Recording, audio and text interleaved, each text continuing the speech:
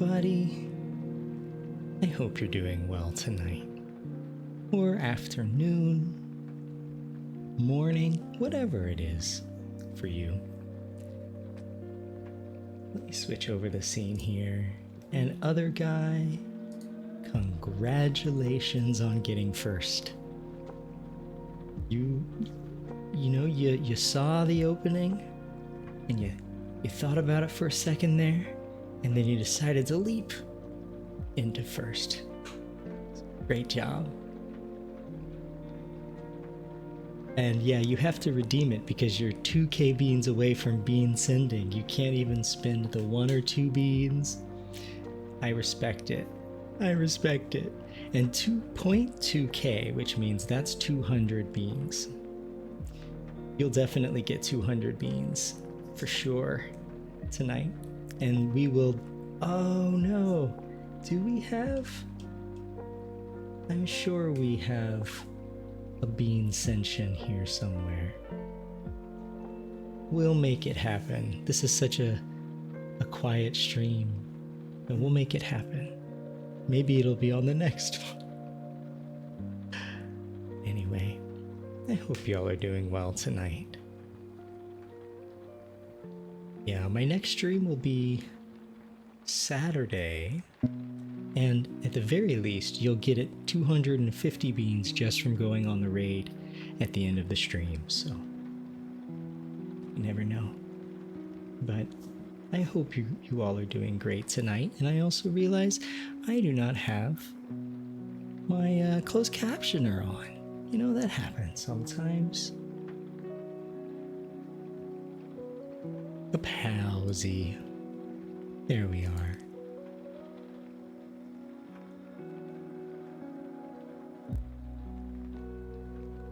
You just been sended. Oh my god. Well, I'm gonna go ahead and give you the Bean God role in Discord, but because of the nature of this stream, I've turned off all redeems that have any kind of loud sounds. I'm so sorry, Snap. But what we will do is at the start of the next stream, we will have a grand bean session for you. Yeah, if that's okay. I don't even know if it's possible to redeem. Oh, it is possible to redeem. I'm gonna go turn it off. Yeah, but Snap, congratulations! You being sended. Oh, I can still make the noise. Oh. I'm very proud of you, and I'm very grateful for you. That means you're hanging out, spending time with everybody, and budgeting your beans. By the way, if people don't know the story, Snap was the one who created the idea of Jerry beans. He had to convince me of it, and now I love it. Now I love it. Now I don't think anybody else is gonna be redeeming. It's gonna be redeeming Bean God Ascension, but that doesn't matter. We should go ahead and disable it. Oh, well, thank you, love. You gotta go wash the car in a few anyway. I'll save my bean ascension for later. I support it. I think that's a good idea. Just double checking all of my stuff before we get going here.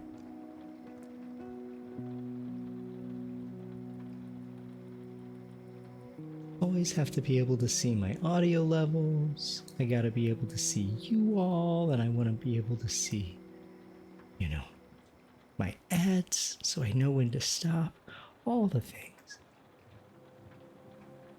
But now I think we are indeed ready. I'm gonna turn the music down.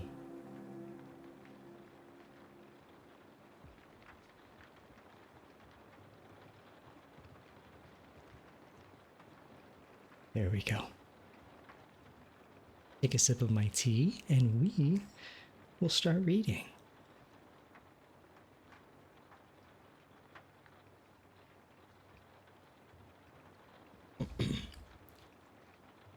So tonight we are reading Alice's Adventures in Wonderland, which is...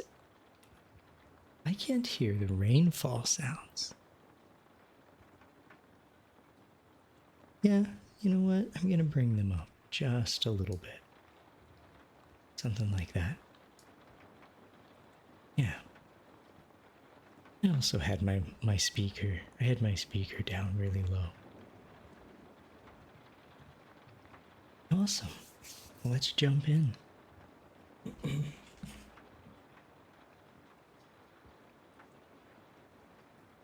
This is Alice's Adventures in Wonderland by Lewis Carroll. Chapter 1. Down the Rabbit Hole. Alice was beginning... Let me set one thing, sorry. Move my mic. So I'm also recording this as an audiobook for anybody who might be new to the stream and lurking here. Other guy, I hope you're doing well. Oh, and one other thing I need to do before we start is I need to send a little message and pin it to the top. Please feel free to chat. And what I will do is I will respond to chat, catch up with you all as in between chapters. So that's the plan.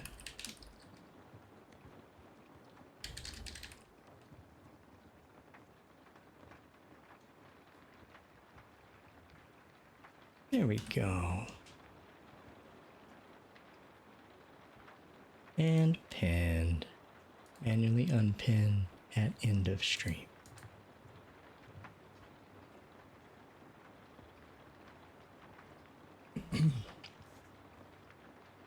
Alice's Adventures in Wonderland by Lewis Carroll. Chapter 1.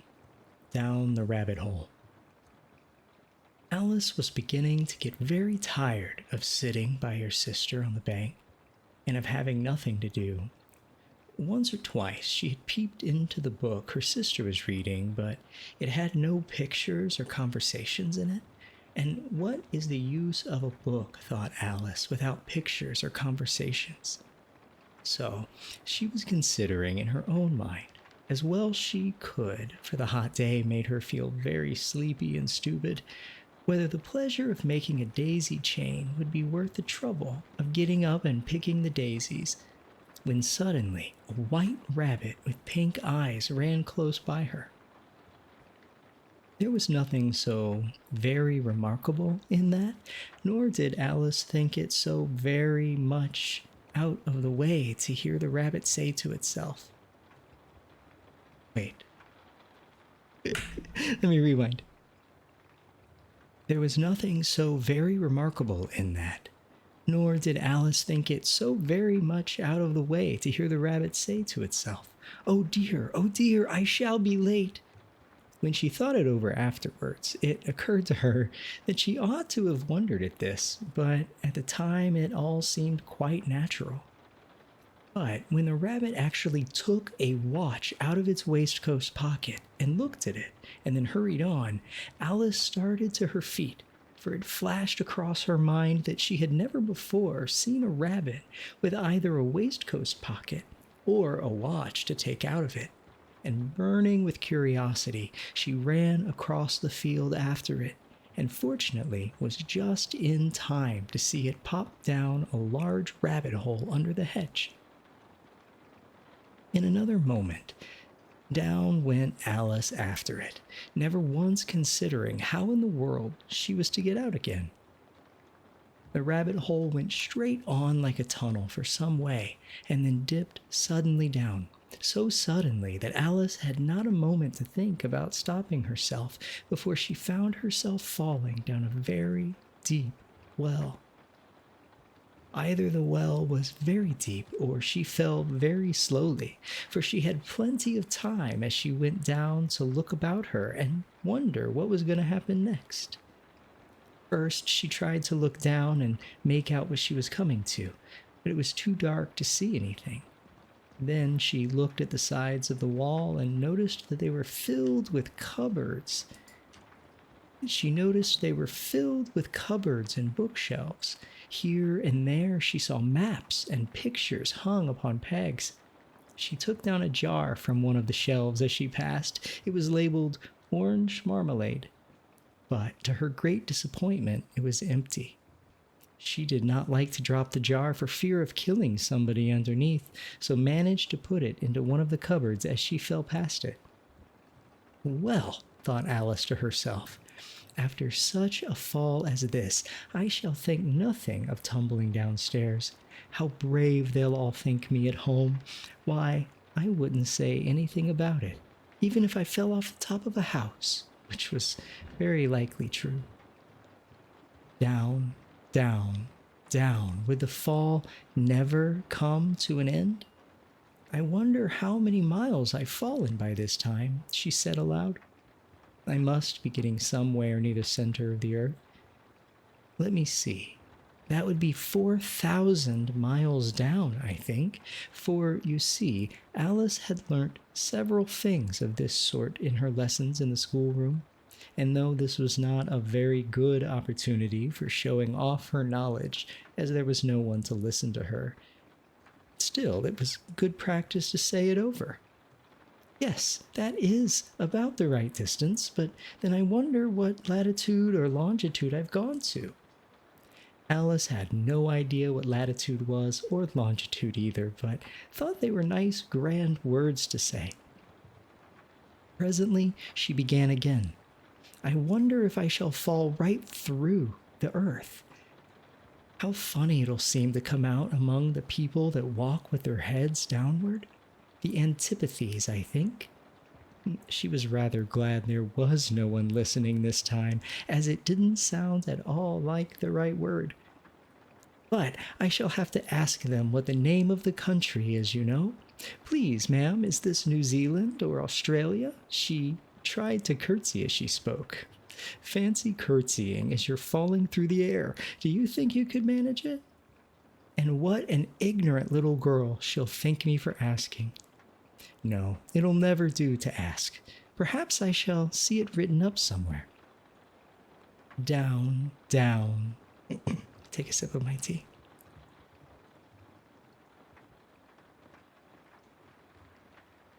Down, down, down. There was nothing else to do, so Alice soon began talking again. Dinah'll miss me very much tonight, I should think. Dinah was the cat. I hope they'll remember her saucer of milk at tea time. Dinah, my dear, I wish you were down here with me. There are no mice in the air, I'm afraid, but you might catch a bat, and that's very like a mouse, you know. But do cats eat bats, I wonder?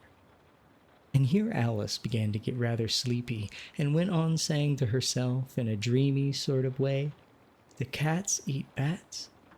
The cats eat bats? And sometimes the bats eat cats? For you see, as she couldn't answer either question, it didn't much matter which way she put it. She felt that she was dozing off, and had begun to dream that she was walking hand in hand with Dinah, and saying to her very earnestly, Now, Dinah, tell me the truth. Did you ever eat a bat? When suddenly, thump, thump, down she came upon a heap of sticks and dry leaves, and the fall was over. Alice was not a bit hurt, and she jumped up onto her feet in a moment. She looked up, but it was all dark overhead. Before her was another long passage. She looked up, but it was all dark overhead. Before her was another long passage, and the white rabbit was still in sight, hurrying down it. There was not a moment to be lost. Away went Alice like the wind, and it was just in time to hear it say, as it turned a corner, Oh, my ears and whiskers, how late it's getting.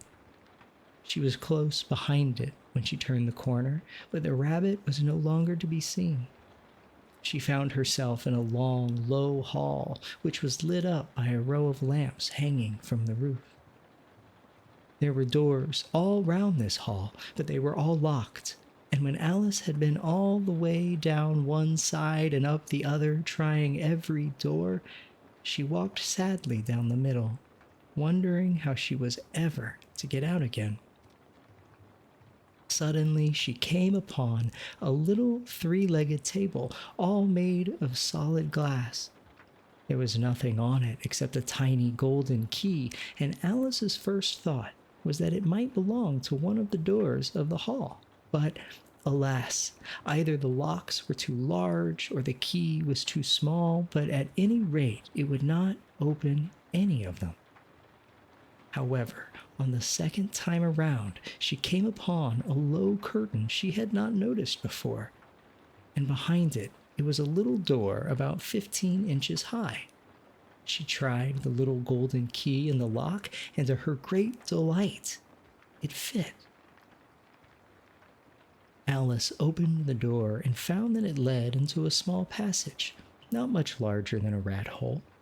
She knelt down and looked along the passage into the loveliest garden you ever saw. How she longed to get out of that dark hall and wander about among those beds of bright flowers and those cool fountains, but she could not even get her head through the doorway. And even if my head would go through, thought poor Alice, it would be of very little use without my shoulders. Oh, how I wish I could shut up like a telescope. I think I could if I only knew how to begin. For you see, so many out-of-the-way things had happened lately that Alice had begun to think that very few things indeed were really impossible.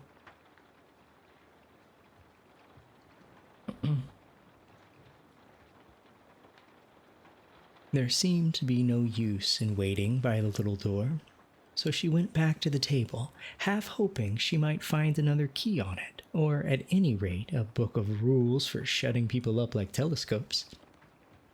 This time she found a little bottle on it, which certainly was not here before, said Alice. And round the neck of the bottle was a paper label with the words "Drink Me" beautifully printed on it in large letters. It was all very well to say "drink me," but the wise little Alice was not going to do that in a hurry. "No, I'll look first," she said, "and see whether it's marked poison or not." For she had read several nice little histories about children who got burnt and eaten up by wild beasts and other unpleasant things, all because they would not remember the simple rules their friends had taught them, such as that a red-hot poker will burn you if you hold it too long, and that if you cut your finger very deeply with a knife, it usually bleeds. And she had never forgotten that if you drink much water from a bottle marked poison, and she had never forgotten that if you drink much from a bottle marked poison, it is almost certain to disagree with you sooner or later. However, this bottle was not marked poison, so Alice ventured to taste it, and finding it very nice, it had in fact a sort of mixed flavor of cherry tart, custard, pineapple, roast turkey, toffee, and hot buttered toast. She very soon finished it off. "What a curious feeling," said Alice. "I must be shutting up like a telescope." And so it was indeed. She was now only 10 inches high, and her face brightened up at the thought she was now the right size for going through the little door into that lovely garden. First, however, she waited for a few minutes to see if she was going to shrink any further, and she felt a little nervous about this. "For it might end, you know," said Alice to herself, "in my going out altogether, like a candle.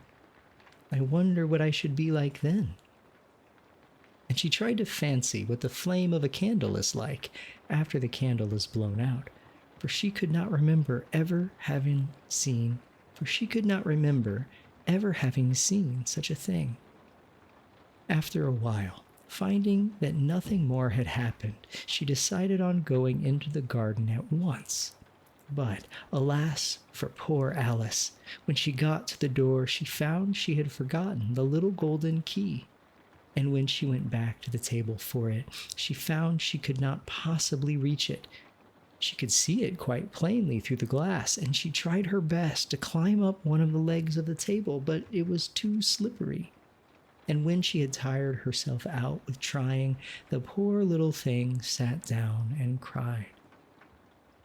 "Come, there's no use in crying like that," said Alice to herself rather sharply. "I advise you to leave off this minute." She generally gave herself very good advice, though she very seldom followed it, and sometimes she scolded herself so severely as to bring tears into her eyes. And once she remembered trying to box her own ears for having cheated herself in a game of croquet. And she was playing against herself, for this curious child was very fond of pretending to be two people. But it's no use now, thought poor Alice, to pretend to be two people. Why, there's hardly enough of me left to make one respectable person. Soon her eye fell on a little glass box that was lying under the table. She opened it and found in it a very small cake on which the words, "Eat me," were beautifully marked in currants. "Well, I'll eat it," said Alice, "and if it makes me grow larger, I can reach the key, and if it makes me grow smaller, I can creep under the door. So, either way, I'll get into the garden, and I don't care which happens." She ate a little bit and said anxiously to herself, "Which way? Which way?" holding her hand on the top of her head to feel which way it was growing, and she was quite surprised to find that she remained the same size. To be sure, this generally happens when one eats cake, but Alice had got so much into the way of expecting nothing but out of the way things to happen. It seemed quite dull and stupid for life to go on in the common way. So she set to work and very soon finished off the cake. And that was chapter 1. Hey there, everybody. Snap and Matthias, how are you doing? Welcome in, my friend. I'm going to take a sip of tea while I catch up with chat.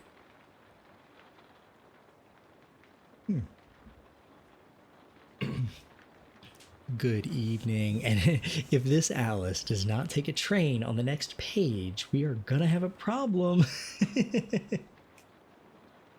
You're right. You're very right on that. I'm actually thinking of making a train-based Planet Coaster map next. With Christmas elements if I can. I'll let you know. But fingers crossed. Down, down, down the witch's road.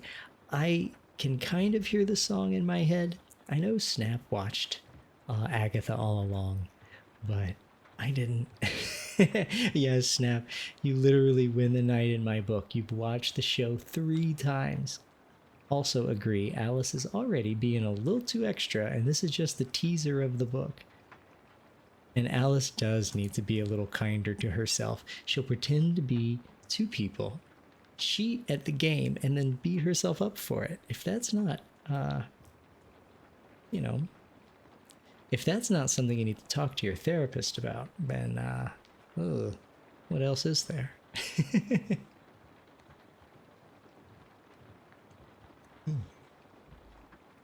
I'm just hydrating here.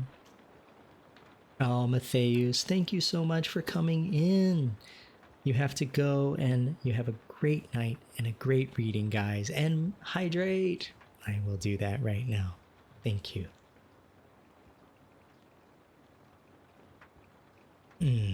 Very tasty.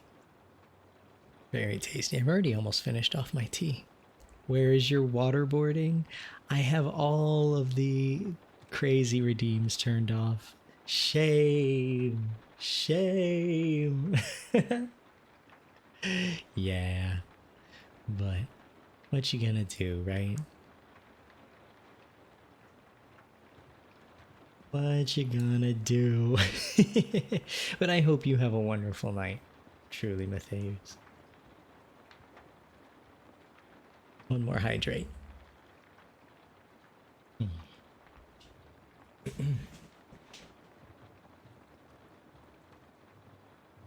Right.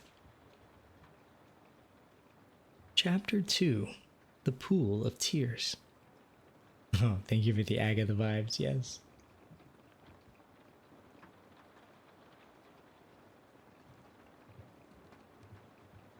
Whew, take a deep breath. I started to run out of air during the last chapter. There are so many run-on sentences in this book. There was a paragraph that was a run-on sentence. So this is going to be fun to navigate as we go.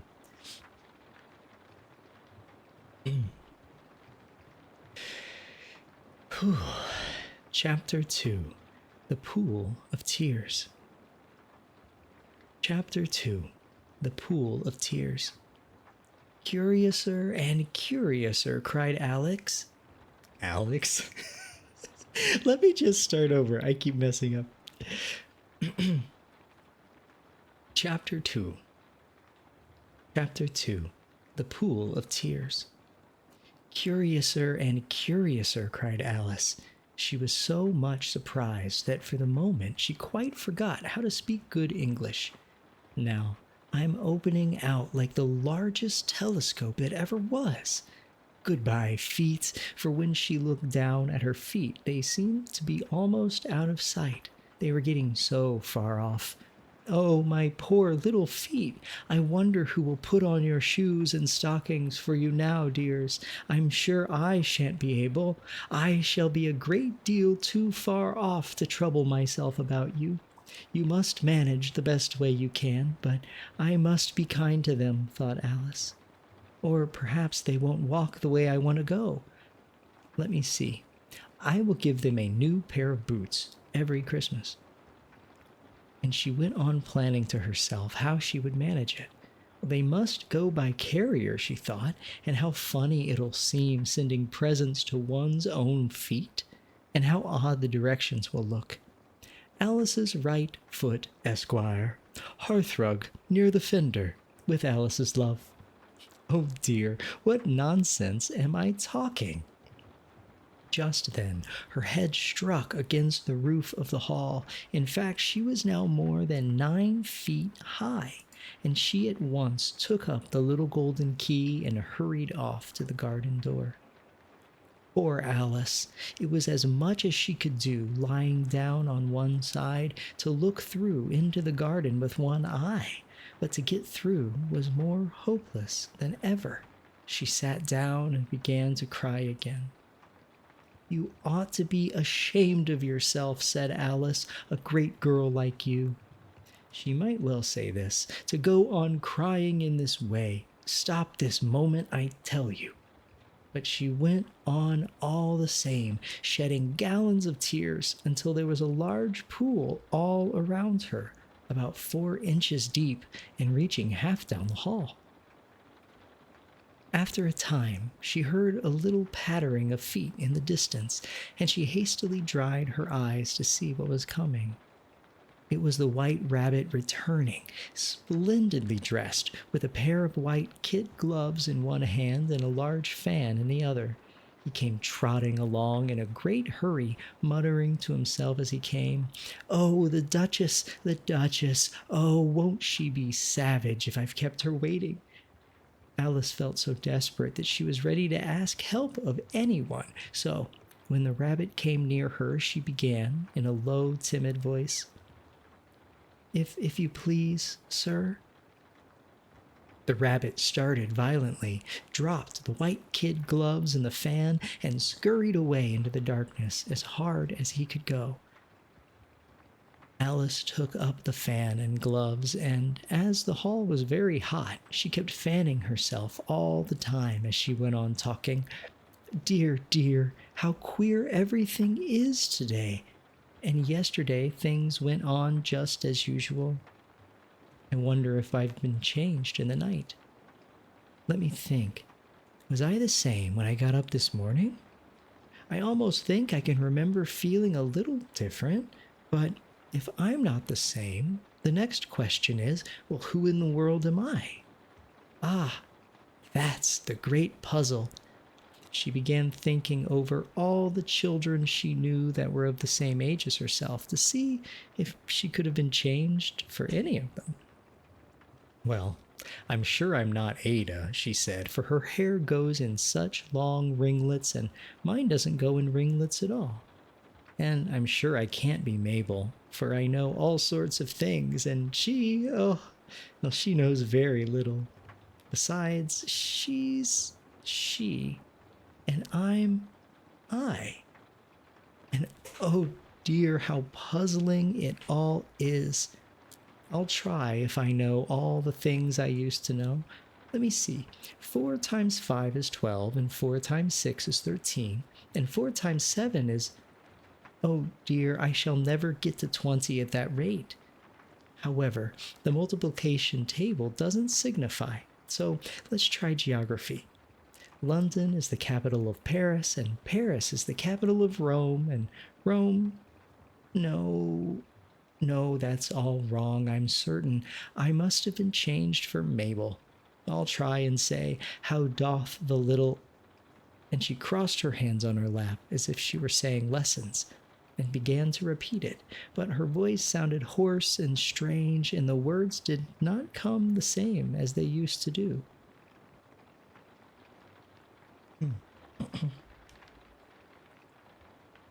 How doth the little crocodile improve his shining tail, and pour the waters of the Nile on every golden scale? How cheerfully he seems to grin, how neatly spread his claws, and welcome little fishes in with gently smiling jaws. I'm sure those are not the right words, said poor Alice, and her eyes filled with tears again as she went on.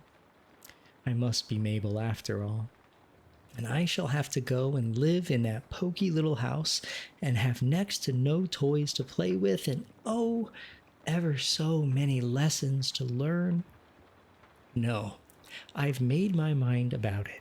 If I'm Mabel, I'll just stay down here. It'll be no use their putting their heads down and saying, "Come up again, dear." I shall only look up and say, "Who am I then? Tell me that first, and then, if I like being that person, well, I'll come up.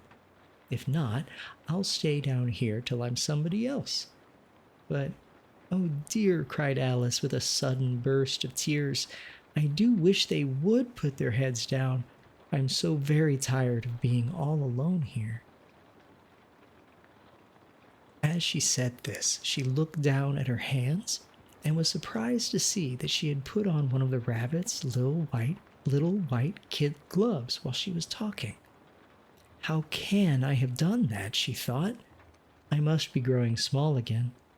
She got up and went to the table to measure herself by it, and found that, as nearly as she could guess, she was now about 2 feet high and was going on shrinking rapidly.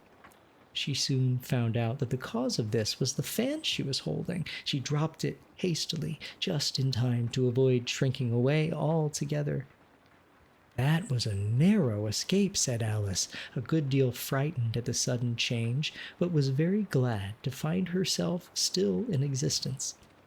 And now for the garden, and she ran with all speed back to the little door, but alas, the little door was shut again, and the little golden key was lying on the glass table as before, and things are worse than ever, thought the poor child, for I never was so small as this before, never, and I declare it's too bad.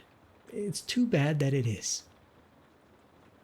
As she said these words, her foot slipped, and in another moment, splash, she was up to her chin in salt water. Her first idea was that she had somehow fallen into the sea, and in that case, I can go back by the railway, she said to herself. Oh, sorry.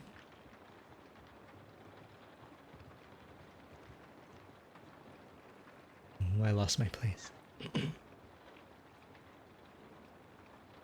And in that case, I can go back by railway, she said to herself. Alice had been to the seaside once in her life and had come to the general conclusion that wherever you go on the English coast, you will find a number of bathing machines in the sea, some children digging in the sand with wooden spades, and then a row of lodging houses, and behind them, a railway station. However, she soon made out that she was in the pool of tears which she had wept when she was 9 feet high. "I wish I hadn't cried so much," said Alice as she swam about trying to find her way out. "I shall be punished for it now, I suppose, by being drowned in my own tears. That will be a queer thing, to be sure. However, everything is queer today." Just then she heard something splashing about in the pool a little way off, and she swam nearer to make out what it was. At first she thought it must be a walrus or a hippopotamus, but then she remembered how small she was now, and she soon made out that it was only a mouse that had slipped in like herself. Would it be of any use now, thought Alice, to speak to this mouse? Everything is so out of the way down here that I should think very likely it can talk. At any rate, there's no harm in trying. So she began. "Oh, mouse, do you know the way out of this pool? I am very tired of swimming about here, oh mouse." Alice thought this might be the right way of speaking to a mouse. She had never done such a thing before, but she remembered having seen in her brother's Latin grammar, "A mouse of a mouse, to a mouse, a mouse, oh mouse." The mouse looked at her rather inquisitively and seemed to her to wink with one of its little eyes, but it said nothing. "Perhaps it doesn't understand English," thought Alice. "I dare say it's a French mouse come over with William the Conqueror." For with all her knowledge of history, Alice had no very clear notion how long ago anything had happened. So she began again. "Ost est machate?" That's not my... Let's do that again. I don't know French. She's speaking French there. "O est ma chat?" which was the first sentence in her French lesson book. The mouse gave a sudden leap out of the water and seemed to quiver all over with fright. "Oh, I beg your pardon," cried Alice hastily, afraid that she had hurt the poor animal's feelings. "I quite forgot you didn't like cats." "Not like cats?" cried the mouse in a shrill, passionate voice. "Would you like cats if you were me?" "Well, perhaps not," said Alice in a soothing tone. "Don't be angry about it." I keep catching yawns today. I'm sorry, y'all. "Well, perhaps not," said Alice in a soothing tone. "Don't be angry about it. And yet I wish I could show you our cat Dinah. I think you'd take a fancy to cats if you could only see her. She's such a dear, quiet thing." Alice went on, half to herself as she swam lazily about in the pool, and she sits purring so nice by the fire, licking her paws and washing her face, and she is such a nice soft thing to nurse. And she's such a capital one for catching mice. "Oh, I beg your pardon," cried Alice again, for this time the mouse was bristling all over, and she felt certain it must be really offended. "We won't talk about her any more if you'd rather not." "We indeed," cried the mouse, who was trembling down to the end of his tail, "as if I would talk on such a subject. Our family always hated cats, nasty, low, vulgar things. Don't let me hear the name again." "I won't indeed," said Alice, in a great hurry to change the subject of conversation. Are you fond of dogs?" The mouse did not answer, so Alice went on eagerly. "There is such a nice little dog near our house I should like to show you. A little bright-eyed terrier, you know, and with, oh, such long, curly brown hair. And it'll fetch things when you throw them. It'll sit up and beg for its dinner, all sorts of things. I can't remember half of them, and it belongs to a farmer, you know. He said it's so useful, it's worth 100 pounds. He said it kills all the rats. Oh dear, cried Alice in a sorrowful tone. I'm afraid I've offended it again. For the mouse was swimming away from her as hard as it could go, and making quite a commotion in the pool as it went. So she called softly after it, Mouse dear, do come back again, and we won't talk about cats or dogs either if you don't like them. When the mouse heard this, it turned round and swam slowly back to her. Its face was quite pale, with passion, Alice thought, and it said in a low, trembling voice, Let us get to the shore, and I shall tell you my history, and then you'll understand why it is I hate cats and dogs. It was high time to go, for the pool was getting quite crowded with the birds and animals that had fallen into it. There were a duck and a dodo, a lory and an eaglet, and several other curious creatures. Alice led the way, and the whole party swam to the shore. That was chapter 2, The Pool of Tears, and I didn't change the chapter name. No, that's fine. I'll put it up for a second, so I can pull it and then composite it into the video that I'll make out of this. Moons, welcome in. Congratulations on second, maybe. Sorry I'm late. Can you start over? Yes. Let's do that. Page 1. You know, we're already 15% through the book. So, you know, we're doing all right so far. It's a very short book. So we'll see how quickly we make it through. You didn't miss much. It just started, except a quick cameo by Alice's gay twin bro, Alex. Yeah, I did accidentally call Alice Alex, for sure. You're off work for the next 3 days. Let's go. That'll be nice. I know you've been working really hard, and especially doing like retail during this time of year. It sucks really bad. So I'm glad that you're getting a break. You deserve it, and I hope you're streaming. This book is surprisingly silly. Like I expected it to be absurdist, but it's the oldest of the books we've read so far, and it really has this tone that feels like a little bit of current dry comedy. It's got this really timeless feel to some of the way Alice's internal dialogue goes. I really like it. It's very, very weird. And actually, I'm just realizing that ads are going to be starting very soon. So we're going to start the music here. We still have about 3 minutes before the ads start, but I'm going to go ahead and do them now. That way we don't have to break up the chapter. And yeah. So please enjoy this short little break. Get yourself something to drink. Get yourself something to eat. And I will be right back.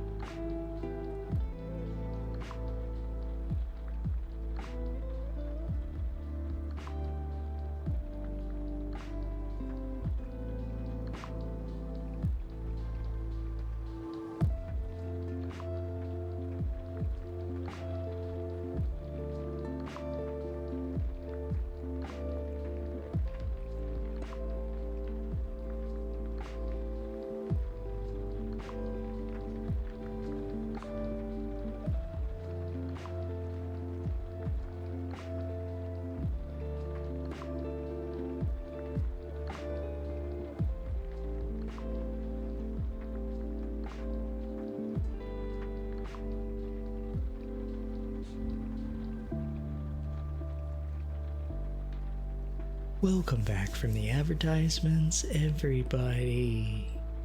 I hope they weren't too terrible for you.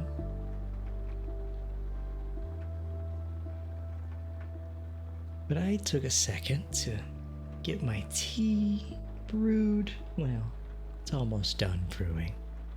And get my water refilled. All the good stuff. There we are. Other guy, welcome in. Also, I forgot to thank you for the bits earlier.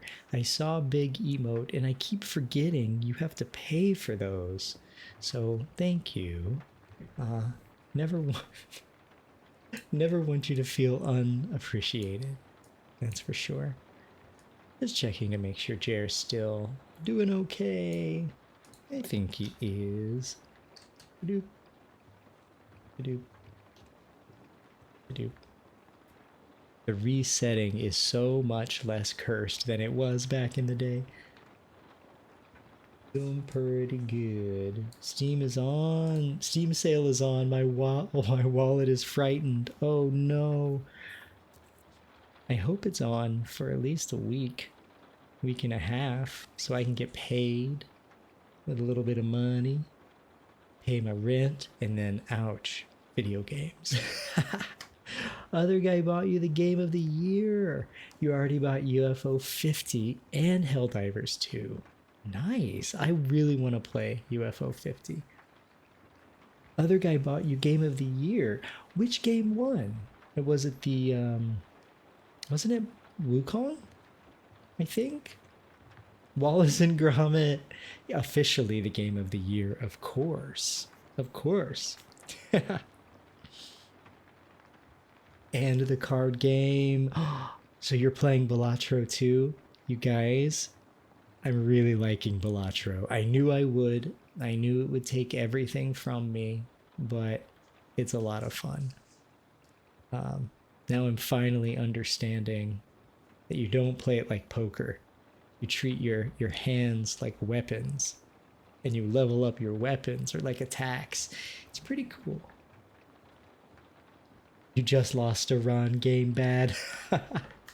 You know the roguelike game. You know the deal. But I've almost beaten a run. I haven't quite finished one yet, but I have gotten through to the boss of Ante 7. I think there's 8 antes, right? So getting close, but not quite there yet. And Lily wants out of the room to have dinner. So hold one sec. See if I can find a non-cursed way. Little cursed. There we are. One sec.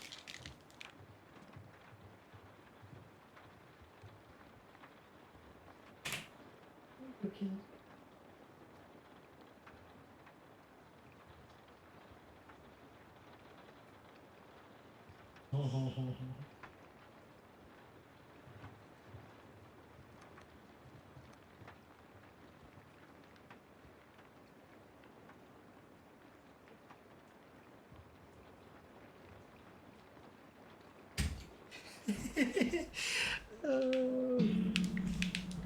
Okay, I'm back. Oops.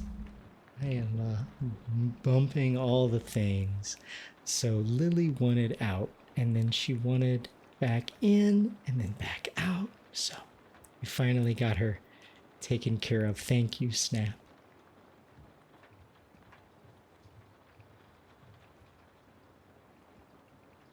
Oh, I will take a hydrate. Thank you. And I also know you gave me one that I did not do on the last break. So let me do that. I'll keep the music running for a second while we chat. And also, gonna change the chapter here. There we go. Doink.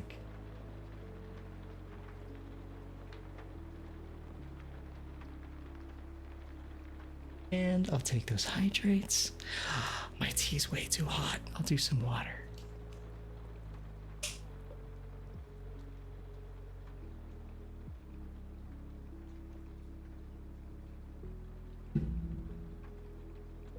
There we are. 2 big hydrates. I appreciate it. He's lying about the tea. He's just had Gatorades piled up this whole time. Yep. This is the pile that you drink. This is the pile... I haven't left this desk in forever. No, I've got my tea, green tea, decaffeinated green tea. I started to make a really gross joke, and there's no reason to go further. There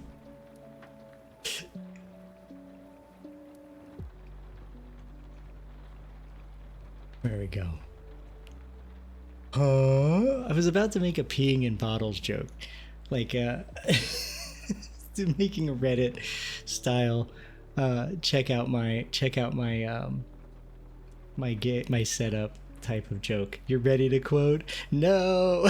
I mean, that's one reason why I stopped. Because I was setting myself up for something I didn't. I was writing a check I didn't want to cash. I know, but you didn't say it. Exactly. I outsmarted you all this time. I outsmarted myself. Let's be real.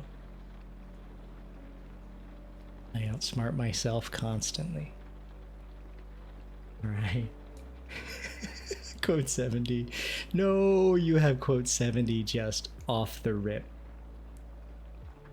Oh, don't be hammering my beans. You guys are too much. We've made it up to quote 201.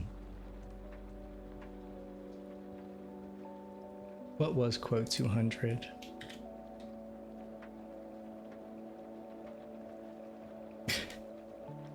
We were in New Donk City. Manhole. Sure, why not?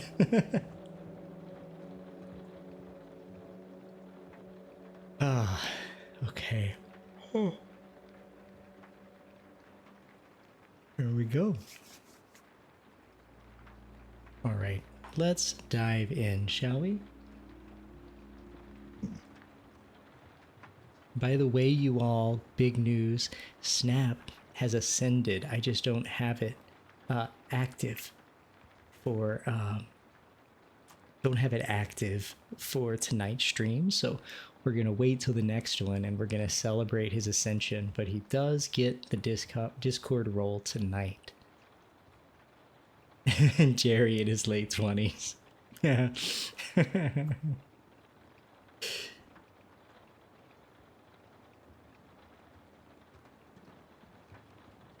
All right.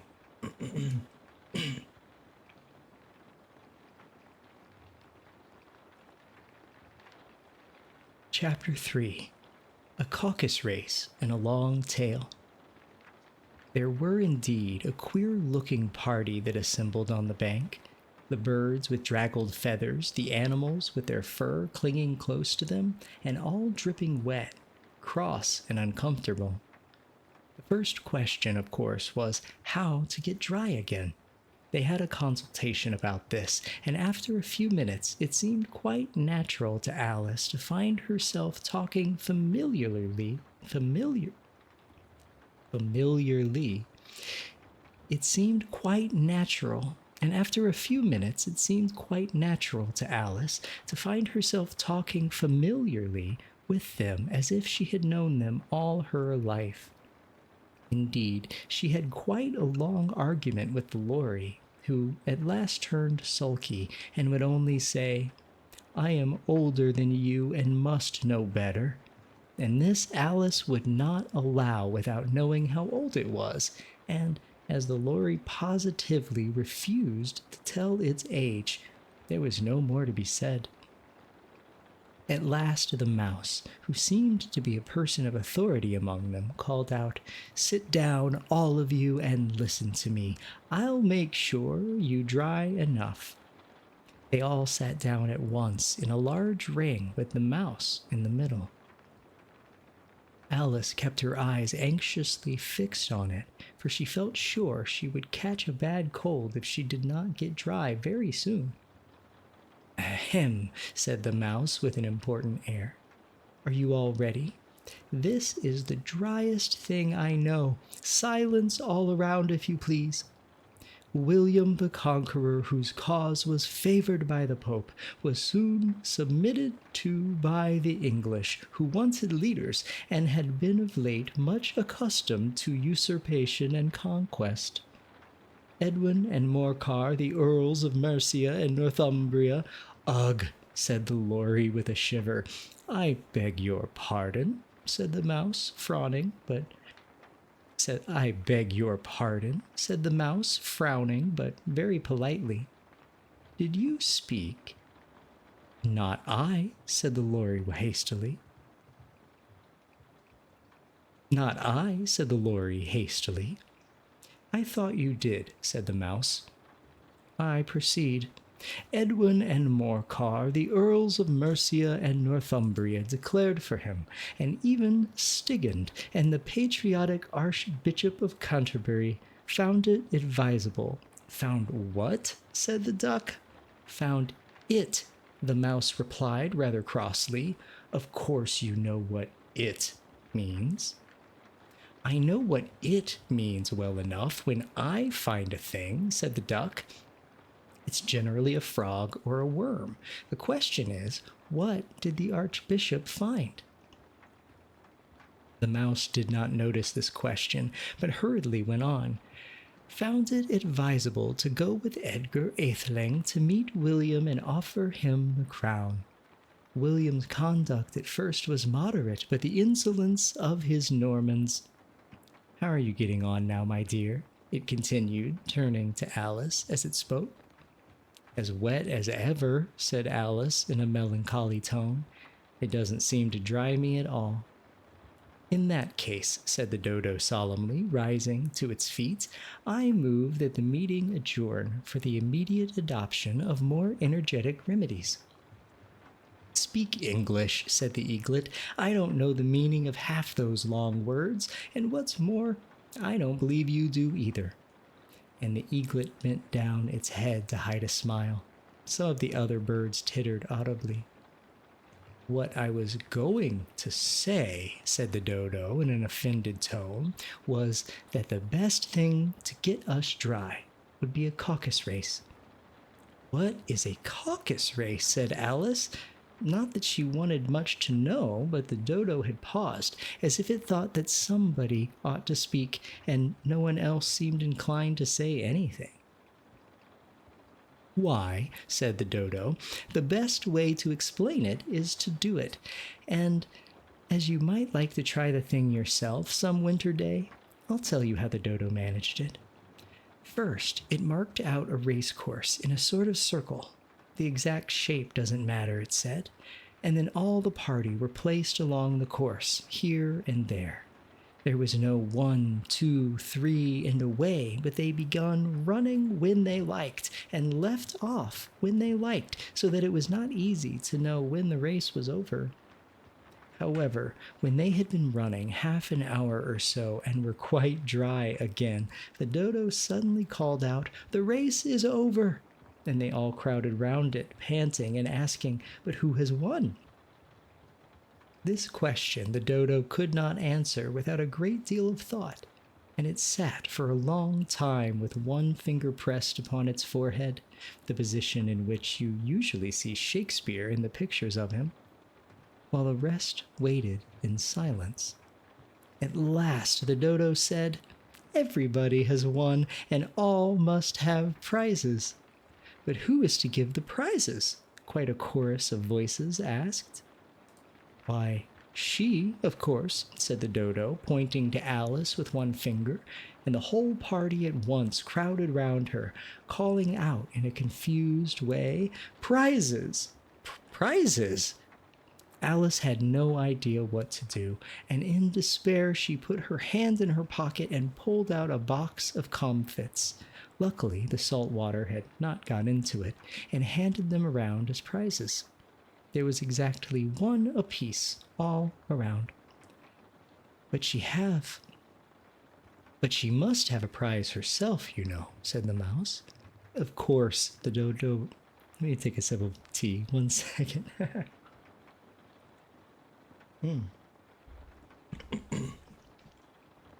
Dry mouth. But she must have a prize herself, you know, said the mouse. Of course, the dodo replied very gravely. What else have you got in your pocket? He went on, turning to Alice. Only a thimble, said Alice sadly. Hand it over here, said the dodo. Then they all crowded round her once more, while the dodo solemnly presented the thimble, saying, We beg your acceptance of this elegant thimble. And when it had finished this short speech, they all cheered. Alice thought the whole thing very absurd, but they all looked so grave that she did not dare to laugh, and as she could not think of anything to say, she simply bowed and took the thimble, looking as solemn as she could. The next thing was to eat the comfits. This caused some noise and confusion, as the large birds complained that they could not taste theirs, and the small ones choked and had to be patted on the back. However, it was over at last, and they sat down again in a ring and begged the mouse to tell them something more. You promised to tell me your history, you know, said Alice, and why it is you hate C and D, she added in a whisper, half afraid that it would be offended again. Mine is a long and sad tale, said the mouse, turning to Alice and sighing. It is a long tale, certainly, said Alice, looking down with wonder at the mouse's tail. But why do you call it sad? And she kept on puzzling about it while the mouse was speaking, so that her idea of the tale was something like this. Fury said to a mouse that he met in the house, Let us both go to law. I will persecute you. Come, I'll take no denial. We must have a trial, for really this morning I've nothing to do. Said the mouse to the cur, Such a trial, dear sir, with no jury or judge would be wasting our breath. I'll be judge, I'll be jury, said cunning old Fury. I'll try the whole cause and condemn you to death. You are not attending, said the mouse to Alice severely. What are you thinking of? I beg your pardon, said Alice very humbly. You had got to the 5th bend, I think. I had not, cried the mouse sharply and very angrily. A knot, said Alice, always ready to make herself useful, and looking anxiously about her. Oh, do let me help you undo it. I shall do nothing of the sort, said the mouse, getting up and walking away. You insult me by talking such nonsense. I didn't mean it, pleaded poor Alice, but you're so easily offended, you know. The mouse only growled in reply. Please, come back and finish your story, Alice called after it, and the others all joined in chorus. Yes, please do. But the mouse only shook its head impatiently and walked a little quicker.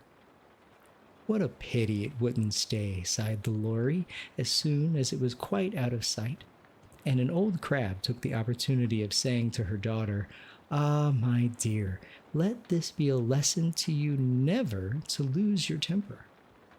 Hold your tongue, Ma, said the young crab a little snappishly. You're enough to try the patience of an oyster.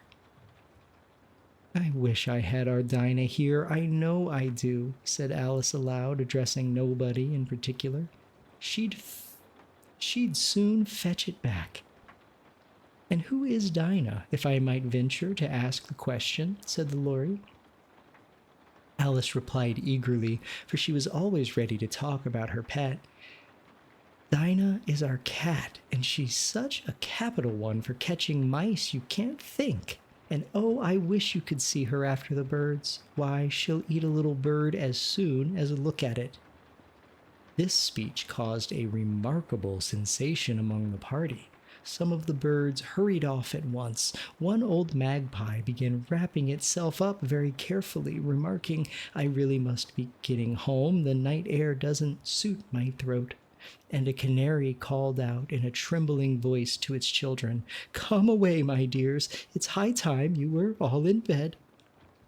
On various pretexts, they all moved off, and Alice was soon left alone. "I wish I hadn't mentioned Dinah," she said to herself in a melancholy tone. "Nobody seems to like her down here, and I'm sure she's the best cat in the world. Oh, my dear Dinah, I wonder if I shall ever see you any more." And here poor Alice began to cry again, for she felt very lonely and low-spirited. In a little while, however, she again heard a little pattering of footsteps in the distance, and she looked up eagerly, half hoping that the mouse had changed its mind and was coming back to finish his story. That was chapter 3, a caucus race and a long tail. Queer. They do like the word queer in this book. That's for sure. Makes me happy. Sip some tea.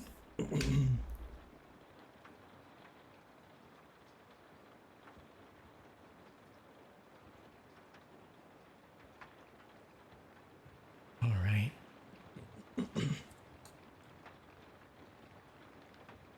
Just taking a quick yawn. Oh. Right? Yay, prize is the most solemn prize ceremony ever.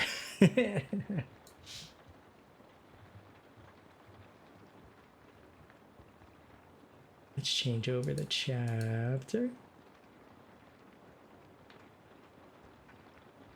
I'm so full of yawns, I'm gonna get one more out. Oh. Excuse me.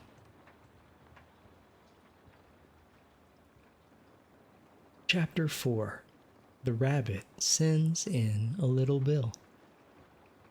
It was the White Rabbit, trotting slowly back again and looking anxiously about as it went, as if it had lost something.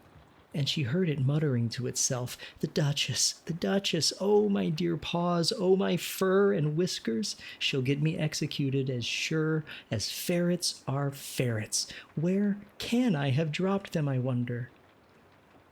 Alice guessed in a moment that it was looking for the fan and the pair of white kid gloves, and she very good-naturedly began hunting about for them. But they were nowhere to be seen. Everything seemed to have changed since her swim in the pool, and the great hall with the glass table and the little door had vanished completely. Very soon the rabbit noticed Alice, and she went hunting about and called out to her in an angry tone, "Why, Mary Ann, what are you doing out here? Run home this moment and fetch me a pair of gloves and a fan. Quick now." And Alice was so much frightened that she ran off at once in the direction it pointed to, without trying to explain the mistake it had made. "He took me for his housemaid," she said to herself as she ran. "How surprised he'll be when he finds out who I am. But I'd better take him his fan and his gloves. That is, if I can find them." As she said this, she came upon a neat little house, on the door of which was a bright brass plate with the name W. Rabbit engraved upon it. She went in without knocking and hurried upstairs, in great fear lest she should meet the real Mary Ann and be turned out of the house before she had found the fan and gloves. "How queer it seems," Alice said to herself, "to be going messages for a rabbit. I suppose Dinah shall be sending me on messages next," and she began fancying the sort of thing that would happen. "Miss Alice, come here directly and get ready for your walk. Coming in a minute, nurse, but I've got to see that the mouse doesn't get out. Only I don't think," Alice went on, "that they let Dinah stop in the house if it began ordering people about like that." By this time, she had found her way into a tidy little room with a table in the window, and on it, as she had hoped, a fan and 2 or 3 pairs of tiny white kid gloves. She took up the fan and the pair of the gloves and was just going to leave the room when her eye fell upon a little bottle that stood near the looking glass. There was no label this time with the words "Drink me," but nevertheless she uncorked it and put it to her lips. "I know something interesting is sure to happen," she said to herself, "whenever I eat or drink anything, so I'll just see what this bottle does. I do hope it'll make me grow large again, for really I am quite tired of being such a tiny little thing." It did so indeed, and much sooner than she had expected. Before she had drunk half the bottle, she found her head pressing against the ceiling and had to stoop to save her neck from being broken. She hastily put down the bottle, saying to herself, "That's quite enough. I hope I shan't grow any more. As it is, I can't get out the door, and I do wish I hadn't drunk quite so much." Alas, it was too late to wish that. She went on growing and growing, and very soon had to kneel down on the floor. In another minute there was not even room for this, and she tried the effect of lying down with one elbow against the door and the other arm curled round her head. Still, she went on growing, and as a last resource, she put one arm out of the window and one foot up the chimney and said to herself, "Now I can do no more, whatever happens. What will become of me?" Luckily for Alice, the little magic bottle had now had its full effect, and she grew no larger. Still, it was very uncomfortable, and as there seemed to be no sort of chance of her ever getting out of the room again, no wonder she felt unhappy. It was much pleasanter at home. It was much pleasanter at home, thought poor Alice, when one wasn't always growing larger and smaller, being ordered about by mice and rabbits. I almost wish I hadn't gone down that rabbit hole, and yet, it's rather curious, this sort of life. I do wonder what can happen to me. When I used to read fairy tales, I fancied that kind of thing never happened, and now here I am in the middle of one. There ought to be a book written about me, that there ought, and when I grow up, I'll write one. But I'm grown up now," she added in a sorrowful tone. "At least there's no room to grow up any more here." But then, thought Alice, shall I never get any older than I am now? That'll be a comfort one way, never to be an old woman, but then always to have lessons to learn. Oh, I shouldn't like that. "Oh, you foolish Alice," she answered herself. "How can you learn lessons in here?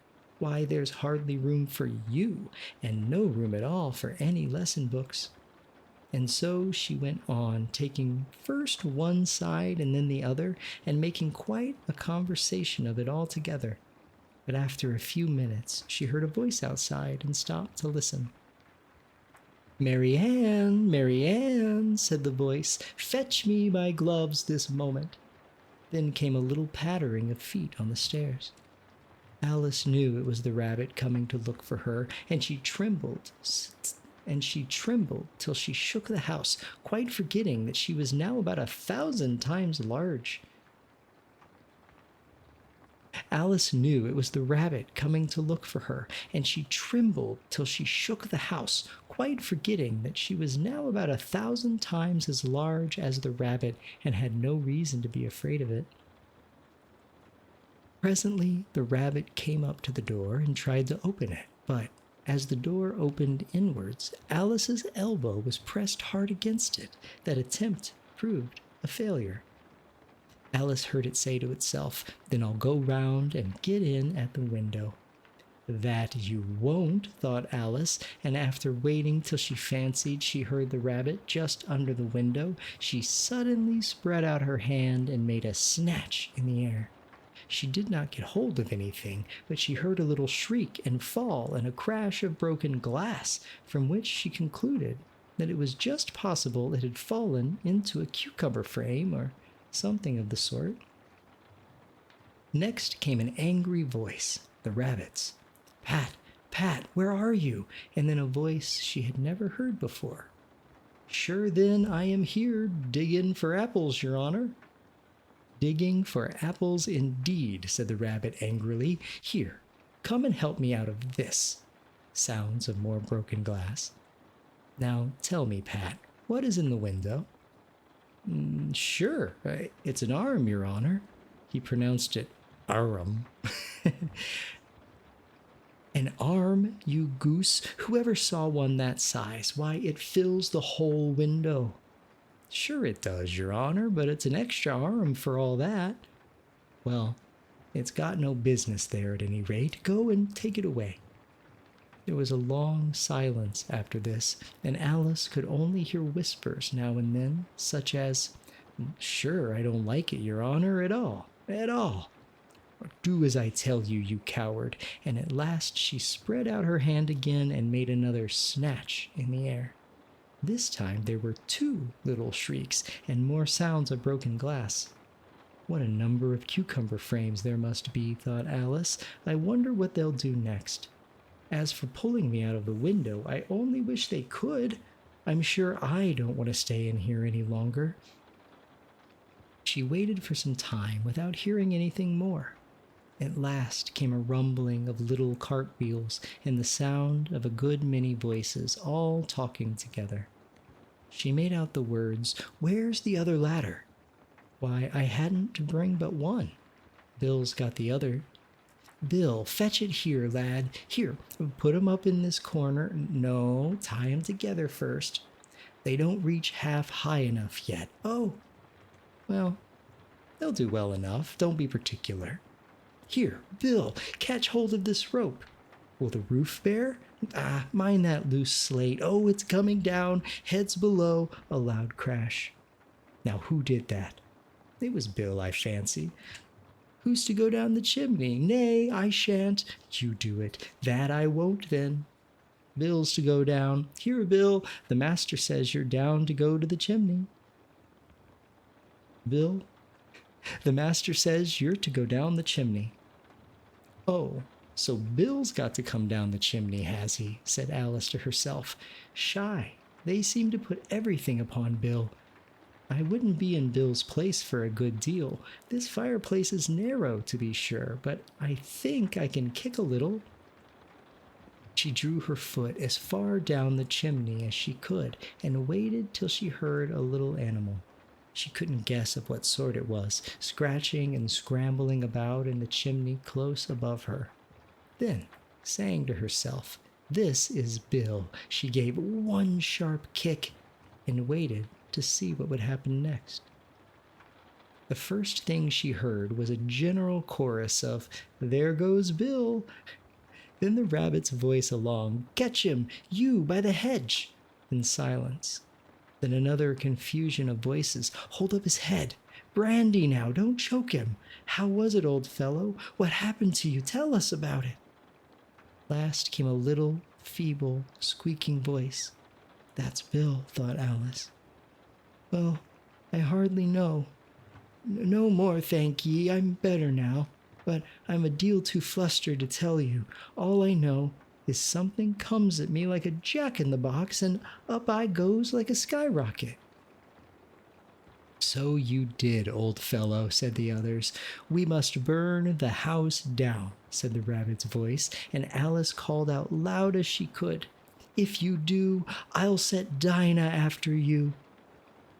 There was a dead silence instantly, and Alice thought to herself, "I wonder what they will do next. If they had any sense, they'd take the roof off." After a minute or two, they began moving about again, and Alice heard the rabbit say, "A barrelful will do to begin with." A barrelful of what? Thought Alice. But she had not long to doubt, for the next moment a shower of little pebbles came rattling in at the window, and some of them hit her in the face. I'll put a stop to this, she said to herself, and shouted out, "You'd better not do that again," which produced another dead silence. Alice noticed with some surprise that the pebbles were all turning into little cakes as they lay on the floor, and a bright idea came into her head. If I eat one of those cakes, she thought, it's sure to make some change in my size, and as it can't possibly make me larger, it must make me smaller, I suppose. So she swallowed one of the cakes and was delighted to find that she began shrinking directly. As soon as she was small enough to get through the door, she ran out of the house and found quite a crowd of little animals and birds waiting outside. The poor little lizard, Bill, was in the middle, being held up by 2 guinea pigs who were giving it something out of a bottle. They all made a rush at Alice the moment she appeared, but she ran off as hard as she could and soon found herself safe in a thick wood. "The first thing I've got to do," said Alice to herself as she wandered about in the wood, "is to grow to my right size again. And the second thing is to find my way into that lovely garden. I think that will be the best plan." It sounded like an excellent plan, no doubt, and very neatly and simply arranged. The only difficulty was that she had not the smallest idea how to set about it, and while she was peering about anxiously among the trees, a little sharp bark just over her head made her look up in a great hurry. An enormous puppy was looking down at her with large, round eyes and feebly stretching out one paw, trying to touch her. "Poor little thing," said Alice in a coaxing tone, and she tried hard to whistle to it, but she was terribly frightened all the time at the thought that it might be hungry, in which case it would be very likely to eat her up in spite of all her coaxing. Hardly knowing what she did, she picked up a little bit of stick and held it out to the puppy, whereupon the puppy jumped into the air off all its feet at once. With a yelp of delight, it rushed at the stick and made believe to worry it. Then Alice dodged behind a great thistle to keep herself from being run over, and the moment she appeared on the other side, the puppy made another rush at the stick and tumbled head over heels in its hurry to get hold of it. Then Alice, thinking it was very like having a game of play with a cart horse and expecting every moment to be trampled under its feet, ran round the thistle again. Then the puppy began a series of short charges at the stick, running a very little way forwards each time and a long way back, and barking hoarsely all the while, till at last it sat down a good way off, panting, with its tongue hanging out of its mouth and its great eyes half shut.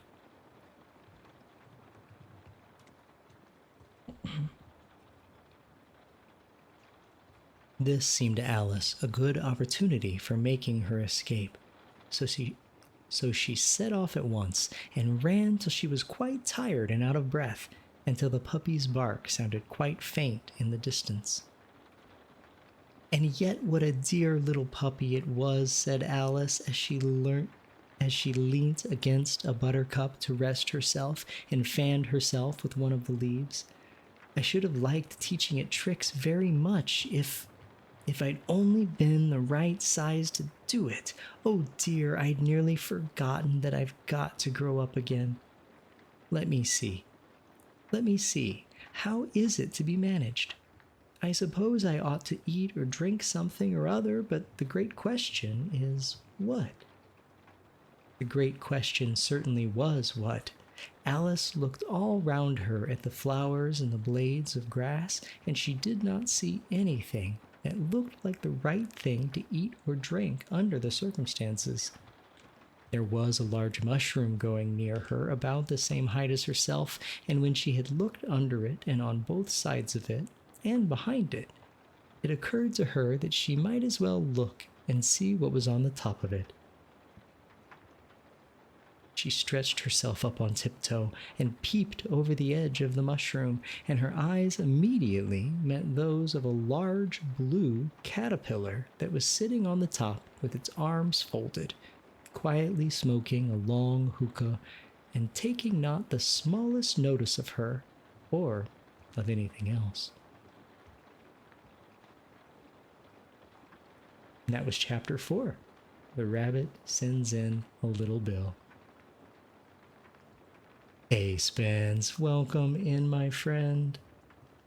Yes, tea, book, shrooms, worm. Thank you. I appreciate it. It's great to see you. I hope you're having a great night.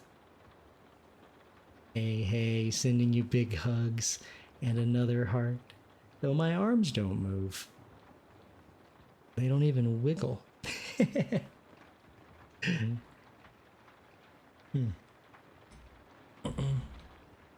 Just taking a sip of tea here and seeing how long this chapter is, because we have an ad starting in 6 minutes. You know, we'll split it in half. We still got some time.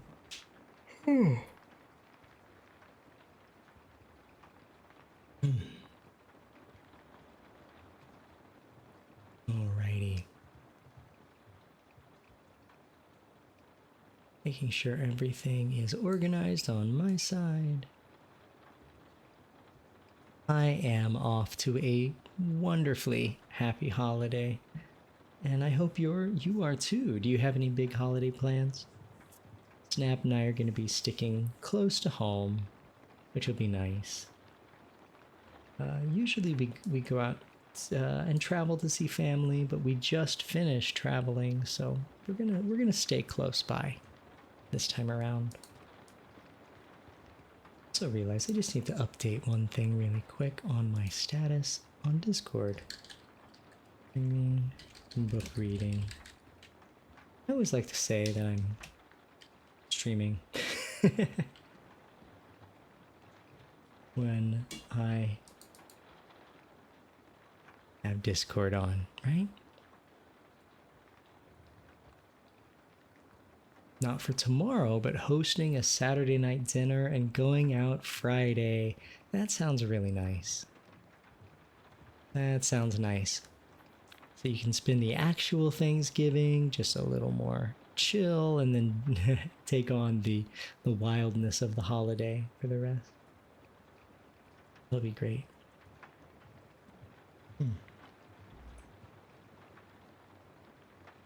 Just cooking for your folks tomorrow? Oh, so that's gonna be nice. So you're gonna be cooking, and yeah, nice and cozy. I love that. Just a very chill Thanksgiving. Definitely. Nice and cozy indeed. Alright, let's see here. 4 minutes? Yeah. Let's see how much we can get through. But first I'm gonna yawn. Excuse me.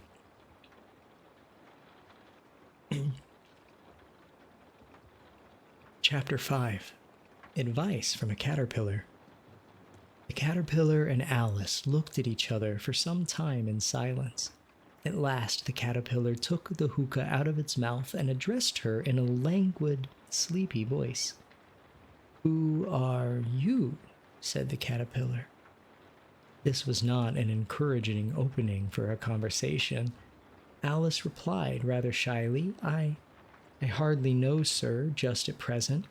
At least, I know who I was when I got up this morning, but I think I must have been changed several times since then." "What do you mean by that?" said the caterpillar sternly. "Explain yourself." "I can't explain myself, I'm afraid, sir," said Alice, "because I'm not myself, you see." "I don't see," said the caterpillar. "I'm afraid I can't put it more clearly," Alice replied very politely, "for I can't understand it myself to begin with, and being so many different sizes in a day is very confusing." "It isn't," said the caterpillar. Well, perhaps you haven't found it so yet, said Alice, but when you have to turn into a chrysalis, you will someday, you know. And then after that into a butterfly, I should think you'll feel it a little queer, won't you? Not a bit, said the caterpillar. Well, perhaps your feelings may be different, said Alice. All I know is it would feel very queer to me. You, said the caterpillar contemptuously, who are you? Which brought them back again to the beginning of the conversation. Alice felt a little irritated at the caterpillar's making such very short remarks, and she drew herself up and said very gravely, I think you ought to tell me who you are first. Why? Said the caterpillar. Here was another puzzling question. Oh, wait. Oh, I didn't change the chapter. Badoink. I've been really bad about that this time around. I do this so I can remember. Oh. Excuse me. It'll be wrong in the VOD, but you know what? It'll be right in the final edit.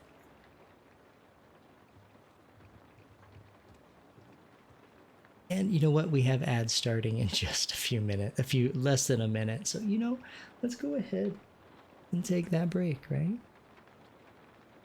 And we have a lot of poetry coming up next, it looks like. So that'll be fun. Beans. Yes, I gotta get those beans. Let's be real. Daddy Bezos gotta get those beans. I'll be right back, y'all, and see you in just a second.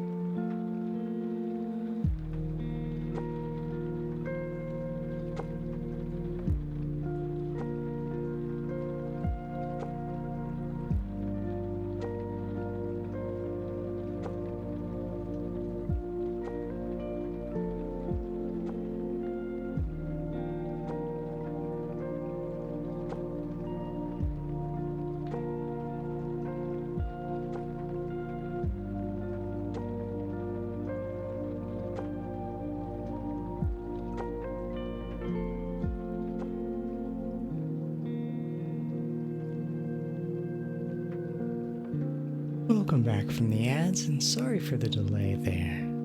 Thank you for your patience.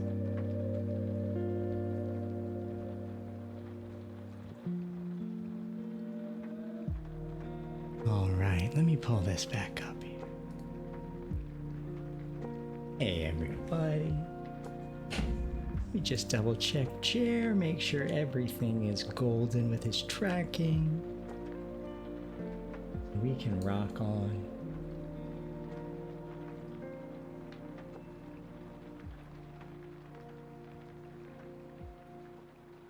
Here we go.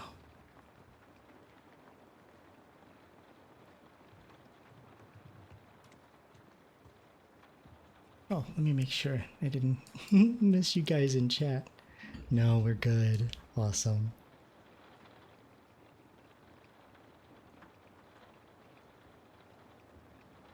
Here we go. Where were we?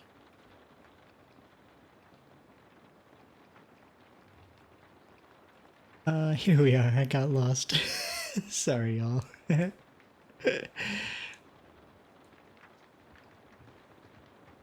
Here was another puzzling question, and as Alice could not think of any good reason, and as the caterpillar seemed to be in a very unpleasant state of mind, she turned away.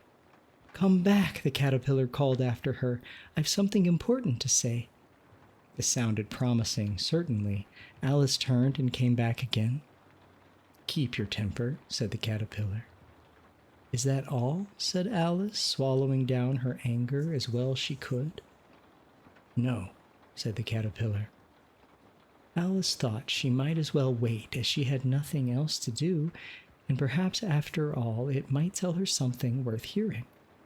For some minutes it puffed away without speaking, but at last it unfolded its arms, took the hookah out of its mouth again, and said, "So, you think you're changed, do you?"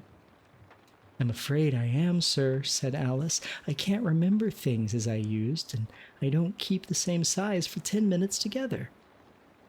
"Can't remember what things?" said the caterpillar. "Well, I've tried to say, 'How doth the little busy bee?' but it all came different," Alice replied in a very melancholy voice. "Repeat, 'You are old, Father William,'" said the caterpillar. Alice folded her hands and begun. "You are old, Father William," the young man said, "and your hair has become very white. And yet you incessantly stand on your head. Do you think at your age it is right?" "In my youth," Father William replied to his son, "I feared it might injure the brain. But now that I'm perfectly sure I have none, why, I do it again and again." "You are old," said the youth, "as I mentioned before, and have grown most uncommonly fat. Yet you turned a "You are old," said the youth, "as I mentioned before, and have grown most uncommonly fat. Yet you turned a back somersault in at the door. Pray, what is the reason of that?" "In my youth," said the sage, as he shook his gray locks, "I kept all my limbs very supple. By the use of this ointment, 1 shilling the box. Allow me to sell you a couple?" "You are old," said the youth, "and your jaws are too weak for anything tougher than suet. Yet you finished the goose with the bones and the beak. Pray, how did you manage to do it?" "In my youth," said his father, "I took to the law and argued each case with my wife, and the muscular strength which it gave to my jaw has lasted the rest of my life." "You are old," said the youth. "One would hardly suppose that your eye was as steady as ever, yet you balanced an eel on the end of your nose. What made you so awfully clever?" "I have answered 3 questions, and that is enough," said his father. "Don't give yourself airs. Do you think I can listen all day to such stuff? Be off, or I'll kick you downstairs." "That is not said right," said the caterpillar.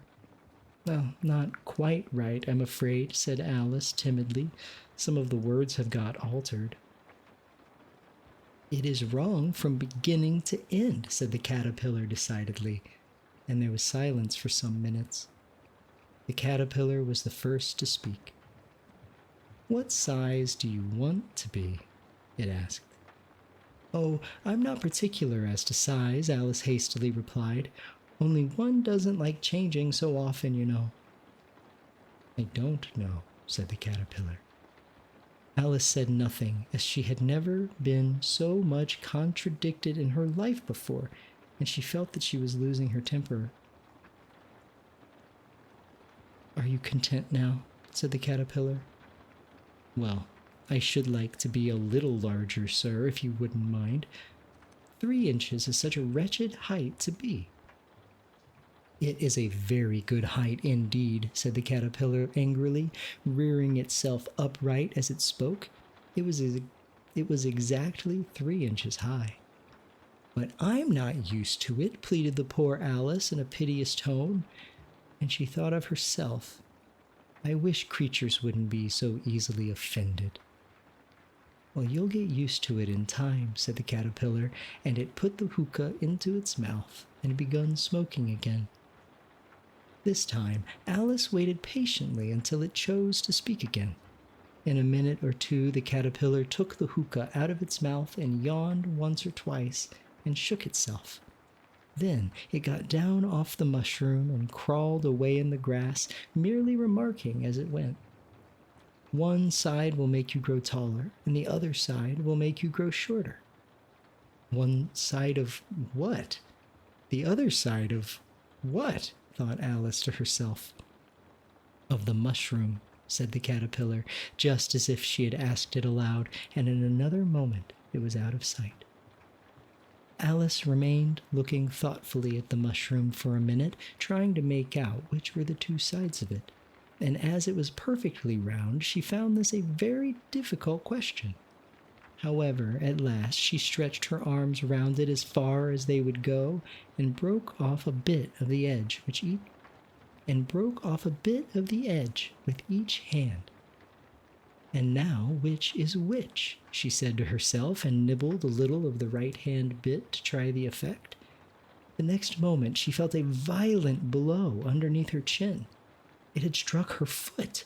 She was a good deal frightened by this very sudden change, but she felt that there was no time to be lost, as she was shrinking rapidly.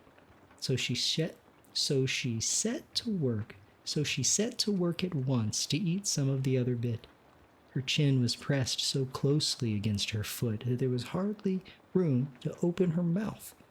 But she did it at last, and managed to swallow a morsel of the left-hand bit. A sip of my tea real quick.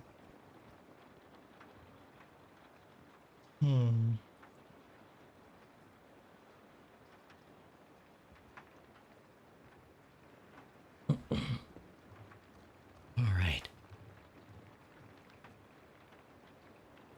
Come, my head's free at last, said Alice in a tone of delight, which changed into alarm in another moment, when she found that her shoulders were nowhere to be found. All she could see when she looked down was an immense length of neck, which seemed to rise like a stalk out of a sea of green leaves that lay far below her. What can all that green stuff be, said Alice, and where have my shoulders got to? And oh, my poor hands, how is it that I can't see you? She was moving them about as she spoke, but no result seemed to follow, except a little shaking among the distant green leaves. As there seemed to be no chance of getting her hands up to her head, she tried to get her head down to them, and was delighted to find that her neck would bend about easily in any direction like a serpent. She had just succeeded in curving it down into a graceful zigzag, and was going to dive in among the leaves, which she found to be nothing but the tops of the trees under which she had been wandering, when a sharp hiss made her draw back in a hurry. A large pigeon had flown into her face and was beating her violently with its wings. "Serpent!" screamed the pigeon. "I am not a serpent," said Alice indignantly. "Let me alone." "Serpent, I say again," repeated the pigeon, but in a more subdued tone, and added with a kind of sob, "I've tried every way, and nothing seems to suit them." "I haven't the least idea what you're talking about," said Alice. "I've tried the roots of trees, and I've tried banks, and I've tried hedges," the pigeon went on without attending to her, "but those serpents, there's no pleasing them." Alice was more and more puzzled, but she thought there was no use in saying anything more till the pigeon had finished. "As if it wasn't trouble enough hatching the eggs," said the pigeon, "but I must be on the lookout for serpents night and day. Why, I haven't had a wink of sleep in these 3 weeks." "I'm very sorry you have been annoyed," said Alice, who was beginning to see its meaning. "And just as I'd taken the highest tree in the wood," continued the pigeon, raising its voice to a shriek, "and just as I was thinking I should be free of them at last, they must needs come wriggling down from the sky. Ugh, serpent!" "But I'm not a serpent, I tell you," said Alice. I'm a, well, what are you?" said the pigeon. "I can see you're trying to invent something." I'm a little girl," said Alice, rather doubtfully, as she remembered the number of changes she had gone through that day. "A likely story indeed," said the pigeon in a tone of the deepest contempt. "I've seen a good many little girls in my time, but never one with such a neck as that. No, no, you're a serpent, and there's no use denying it. I suppose you'll be telling me next that you've never tasted an egg." "I have tasted eggs, certainly," said Alice, who was a very truthful child. "But little girls eat eggs quite as much as serpents do, you know." "I don't believe it," said the pigeon, "but if they do, why, then they're kind of serpent, that's all I can say." This was such a new idea to Alice that she was quite silent for a minute or two, which gave the pigeon the opportunity of adding, "You're looking for eggs. I know that well enough, and what does it matter to me whether you're a little girl or a serpent?" "It matters a good deal to me," said Alice hastily, "but I'm not looking for eggs as it happened, and if I was, I shouldn't want yours. I don't like them raw." "Well, be off then," said the pigeon in a sulky tone as it settled down again into its nest. Alice crouched down among the trees as well as she could, for her neck kept getting entangled among the branches, and every now and then she had to stop and untwist it. After a while, she remembered that she still held the pieces of mushroom in her hands, and she set to work very carefully, nibbling first at one and then at the other, and growing sometimes taller and sometimes shorter, until she had succeeded in bringing herself down to her usual height. It was so long since she had been anything near the right size that it felt quite strange at first, but she got used to it in a few minutes and began talking to herself as usual. There's half my plan done now. How puzzling all these changes are. I'm never sure what I'm going to be from one minute to another. However, I've got back to my right size. The next thing is to get into that beautiful garden. How is that to be done, I wonder?" As she said this, she came suddenly upon an open place with a little house in it about 4 feet high. "Whoever lives there," thought Alice, "it'll never do to come upon them in this size. Why, I should frighten them out of their wits." So she began nibbling at the right-hand bit again, and did not venture to go near the house till she had brought herself down to 9 inches high. And that is Chapter 5, Advice from a Caterpillar. Let me go ahead and change the chapter here. And we'll just roll right into the next one. How does that sound?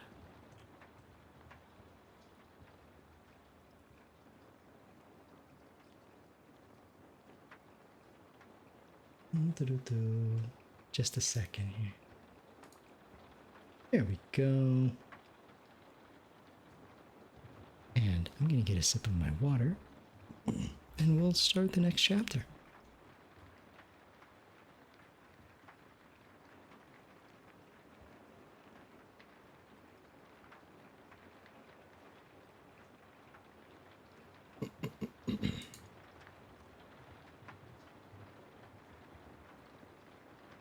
This is a really fun book. I'm really enjoying it. I hope the audio quality is doing okay. I tried to make it a little better than the last two books when I was cutting I was cutting the audiobook version of this, or of the Time Machine. I noticed that I was a little far away from the mic, and I probably have been far away from the mic for most of my streams, so I'm trying to get a little closer, trying to get a little better audio out of this. But hopefully it sounds good. Oh, here we go. Oh, I have yawned so much tonight, y'all, but that's okay.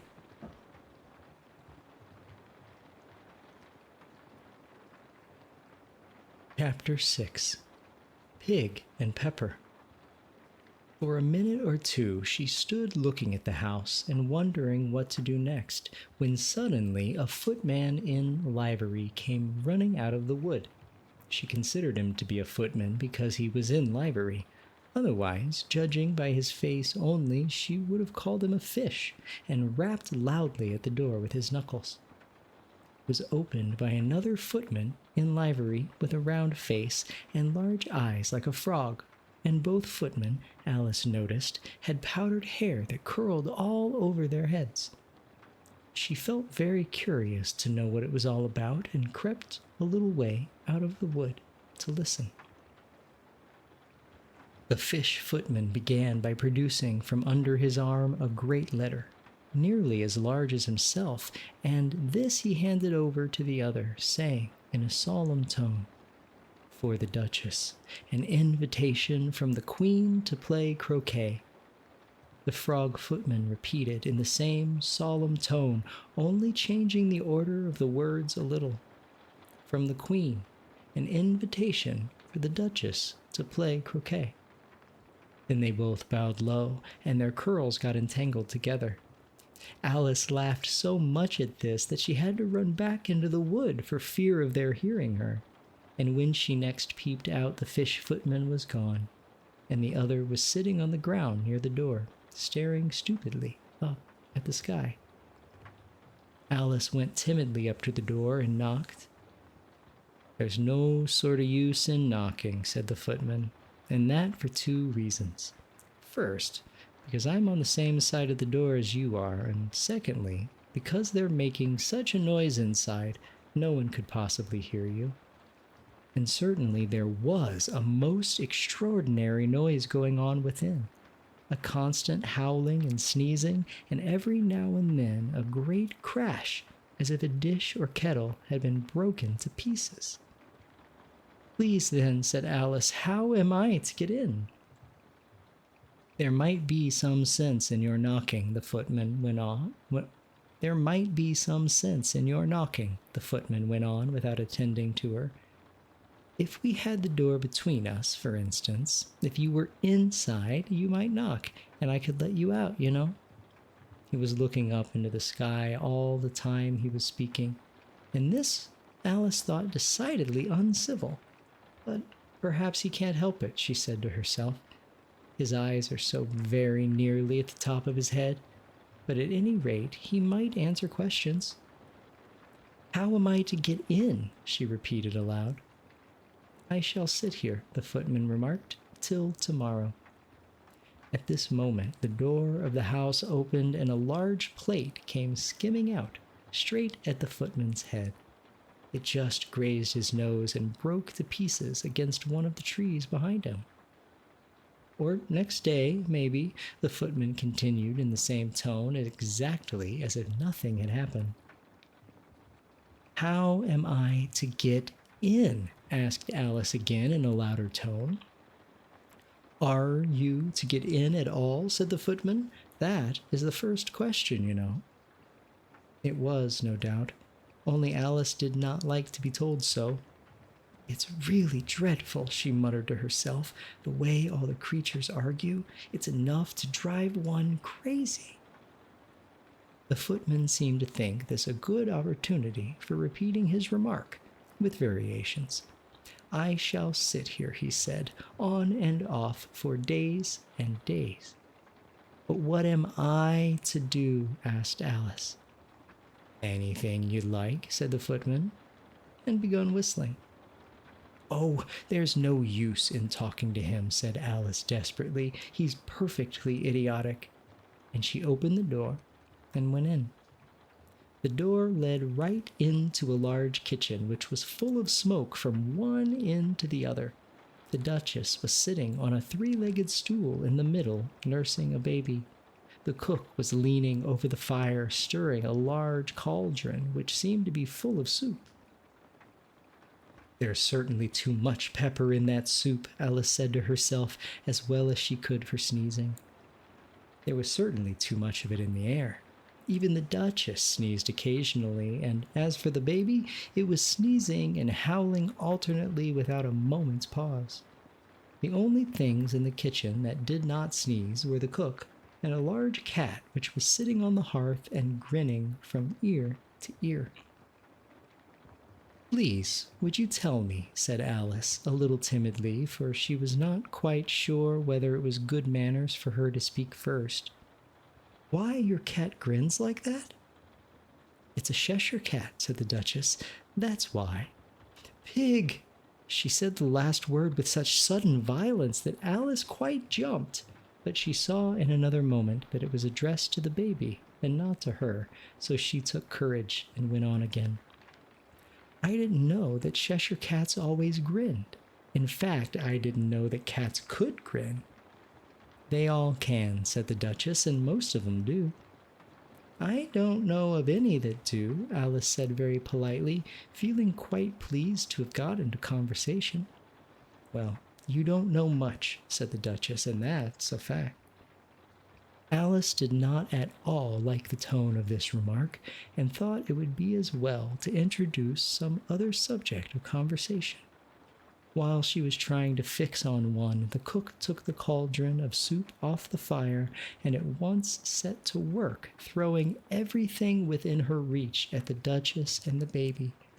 The fire irons came first, then followed a shower of saucepans, plates, and dishes. The Duchess took no notice of them even when they hit her, and the baby was howling so much already that it was quite impossible to say whether the blows hurt it or not. Oh, please mind what you're doing, cried Alice, jumping up and down in an agony of terror. Oh, there goes his precious nose, and as an unusually large saucepan flew close by it and very nearly carried it off. If everybody minded their own business, the Duchess said in a hoarse growl, the world would go round a deal faster than it does. Which would not be an advantage, said Alice, who felt very glad to get an opportunity of showing off a little of her knowledge. Just think of what work it would make with the day and night. You see, Earth takes 24 hours to turn round on its axis. Thinking of axes, said the Duchess. Chop off her head. Alice glanced rather anxiously at the cook to see if she meant to take the hint. The cook was busily stirring the soup, and seemed not to be listening, so she went on again. 24 hours, I think, or is it 12? Oh, don't bother me, said the Duchess. I could never abide figures, and with that she began nursing her child again, singing a sort of lullaby to it as she did, and giving it a violent shake at the end of every line. Speak roughly to your little boy and beat him when he sneezes. He only does it to annoy because he knows it teases. The chorus in which the cook and the baby joined. Wow, wow, wow. While the Duchess sang the second verse of the song, she kept tossing the baby violently up and down, and the poor little thing howled so that Alice could hardly hear the words. I speak severely to my boy, I beat him when he sneezes, for he can thoroughly enjoy the pepper when he pleases. Wow, wow, wow. Here, you may nurse it a bit if you'd like, the Duchess said to Alice, flinging the baby at her as she spoke. I must go and get ready to play croquet with the Queen. As she hurried out of the room, the cook threw a frying pan after her as she went out, but it just missed her. Alice caught the baby with some difficulty, as it was a queer-shaped little creature, and held out its arms and legs in all directions. Just like a starfish, thought Alice. The poor little thing was snorting like a steam engine when she caught it, and kept doubling itself up and straightening itself out again, so that altogether, for the first minute or two, it was as much as she could do to hold it. As soon as she had made out the proper way of nursing it, which was to twist it up into a sort of knot, and then keep tight hold of its right ear and left foot so as to prevent its undoing itself, she carried it out into the open air. If I don't take this child away with me, thought Alice, they're sure to kill it in a day or two. Wouldn't it be murder to leave it behind? She said the last words out loud, and the little thing grunted in reply. It had left off sneezing by this time. Don't grunt, said Alice. That's not at all a proper way of expressing yourself. The baby grunted again, and Alice looked very anxiously into its face to see what was the matter with it. There could be no doubt that it had a very turned-up nose, There could be no doubt that it had a very turn-up nose, much more like a snout than a real nose. Also, its eyes were getting extremely small for a baby. Altogether, Alice did not like the look of the thing at all. But perhaps it was only sobbing, she thought, and looked into its eyes again to see if there were any tears. No, there were no tears. If you're going to turn into a pig, my dear, said Alice seriously, I'll have nothing more to do with you. Mind now. The poor little thing sobbed again, or grunted. It was impossible to say which, and they went on for some while in silence. Alice was just beginning to think to herself, now, what am I to do with this creature when I get it home? When it grunted again so violently that she looked down into its face in some alarm. This time there could be no mistake about it. It was neither more nor less than a pig, and she felt that it would be quite absurd for her to carry it further. So she set the little creature down and felt quite relieved to see it trot away quietly into the wood. If it had grown up, she said to herself, it would have made a dreadfully ugly child, but it makes a rather handsome pig, I think. And she began thinking over other children she knew, who might do very well as pigs, and was just saying to herself, if only one knew the right way to change them, when she was a little startled by seeing the Cheshire Cat sitting on a bough of a tree a few yards off. The cat only grinned when it saw Alice. It looked good-natured, she thought. Still, it had very long claws and a great many teeth. So she felt it ought to be treated with respect. Cheshire Puss, she began, rather timidly, as she did not know at all whether it would like the name. However, it only grinned a little wider. Come, it's pleased so far, thought Alice, and she went on. Would you tell me, please, which way I ought to go from here? That depends a good deal on where you want to get to, said the cat. I don't care. I don't much care where, said Alice. Well, then it doesn't matter which way you go, said the cat. So long as I get somewhere, Alice added as an explanation. Oh, you're sure to do that, said the cat, if you only walk long enough. Alice felt that this could not be denied, so she tried another question. What sort of people live about here? In that direction, the cat said, waving its right paw around, lives a hatter. And in that direction, waving the other paw, lives a March hare. Visit either you like, they're both mad. But I don't want to go among mad people, Alice remarked. Oh, you can't help that, said the cat. We're all mad here. I'm mad, you're mad. How do you know I'm mad, said Alice. You must be, or you wouldn't have come here. Alice didn't think that proved it at all. However, she went on. And how do you know that you're mad? To begin with, said the cat, a dog's not mad. You grant that? I suppose so, said Alice. Well then, the cat went on, you see, a dog growls when it's angry and wags its tail when it's pleased. Now I growl when I'm pleased and wag my tail when I'm angry. Therefore, I am mad.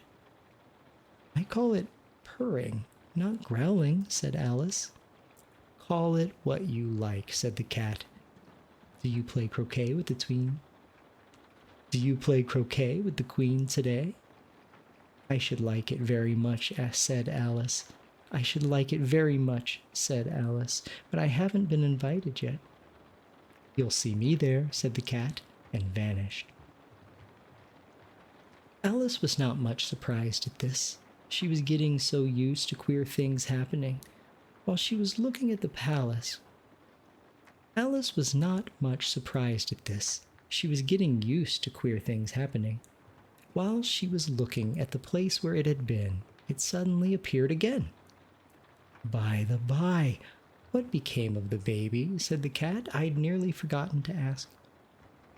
It turned into a pig, Alice said quietly, just as if it had come back in a natural way. I thought it would, said the cat, and vanished again. Alice waited a little, half expecting to see it again, but it did not appear, and after a minute or two she walked on in the direction in which the March hare was said to live. I've seen hatters before, she said to herself. The March hare will be much the most interesting, and perhaps, as this is May, it won't be raving mad, at least not so mad as it was in March. As she said this, she looked up, and there was the cat again, sitting on a branch of a tree. Did you say pig or fig? Said the cat. I said pig, replied Alice, and I wish you wouldn't keep appearing and vanishing so suddenly. You make one quite giddy. All right, said the cat, and this time it vanished quite slowly, beginning with the end of the tail and ending with the grin, which remained some time after the rest of it had gone.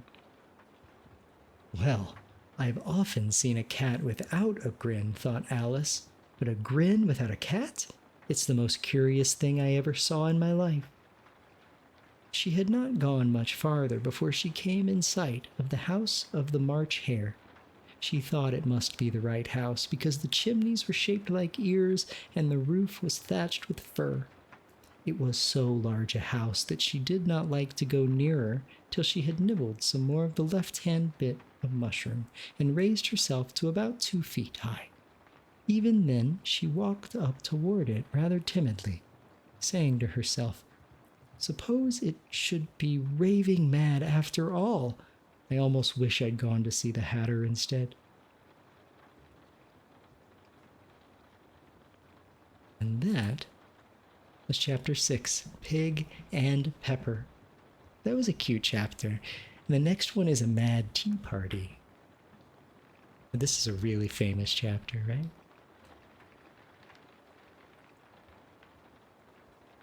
Let me just change the chapter number.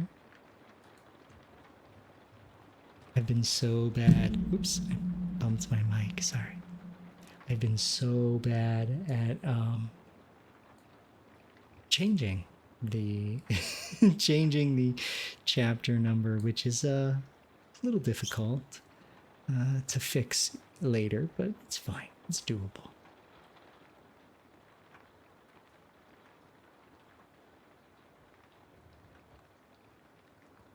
Just taking a big swig of water. between chapters. Did Alice go bonkers yet? Hey, Snap. I think Alice is bonkers no matter what. And what happened to Alex? Alex disappeared in a plume of smoke. You need to know what happened to Alex? Alex is gone. For those of you who may be watching, I accidentally called Alice Alex really early in the read. Oh, get a good yawn. We might be able to finish this chapter before the next ad break.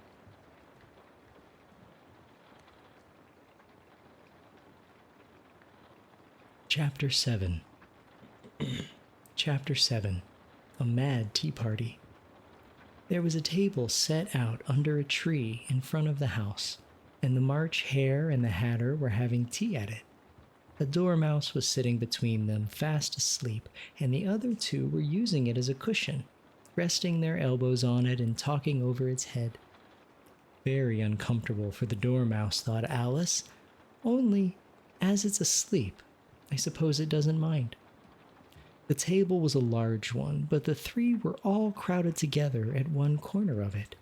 No room, no room, they cried out when they saw Alice coming. There's plenty of room, said Alice indignantly, and she sat down in a large armchair at one end of the table. Oh my goodness, Mafita! Hi there, welcome in, and thank you so much for the raid. We're going to put a quick pause on the book. How are you doing this evening? Let me give you a shout out real quick here.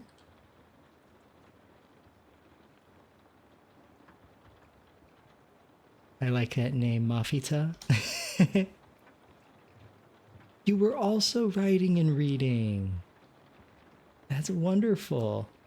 What were you doing inside the category tonight? Were you reading a book, doing some writing? And I'm gonna grab a quick chug of my water while we take a sip here. Hi there, Mafita. Thank you so much for the raid, and thank you so much for entrusting your community here. Oops, I bumped my mic. My name is Jer, and we do cozy streams here. I like to try to make environments where you can fall asleep or at least be positively distracted for a little while, right? So welcome in. I hope you're having a great night, and if you need to raid and fade, I completely understand. I know streaming takes a lot out of us. At least it does me. And reading even more so. So, yes, welcome in, raiders. I'm going to get one more. Where am I from? I am from the US, from the USA. And so it's still a little early here in the evening. If I can ask, where are you from? I take a big sip here.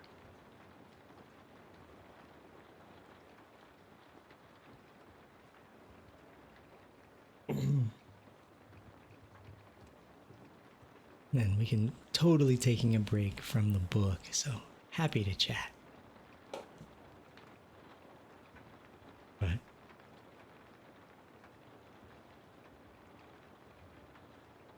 But I hope that you enjoy. I hope that you enjoy the book, and I hope that you all can find yourselves some coziness. And y'all, anybody that may be watching, please go follow Mafita. Oh, you're from Peru. You speak Spanish. Nice. Well, welcome, welcome. It must be, let's see, Peru. I wonder what time that would be there. Well, I hope it's not too late for you. Oh, and thank you so much for the follow. Welcome to our community. So I will definitely also be following you, and I would love for all of you to join me in following Mafita. I hope I'm pronouncing your name correctly. We do have about 5 minutes before I have to run some ads, so if it's okay, I might read a little bit more of this book. And the way we have this structured here is feel free to chat, and what I'll do is catch up with everybody in between chapters. And we just started a chapter, so that's why I thought we would just sit and chat for a minute. And again, thank you so much for the raid.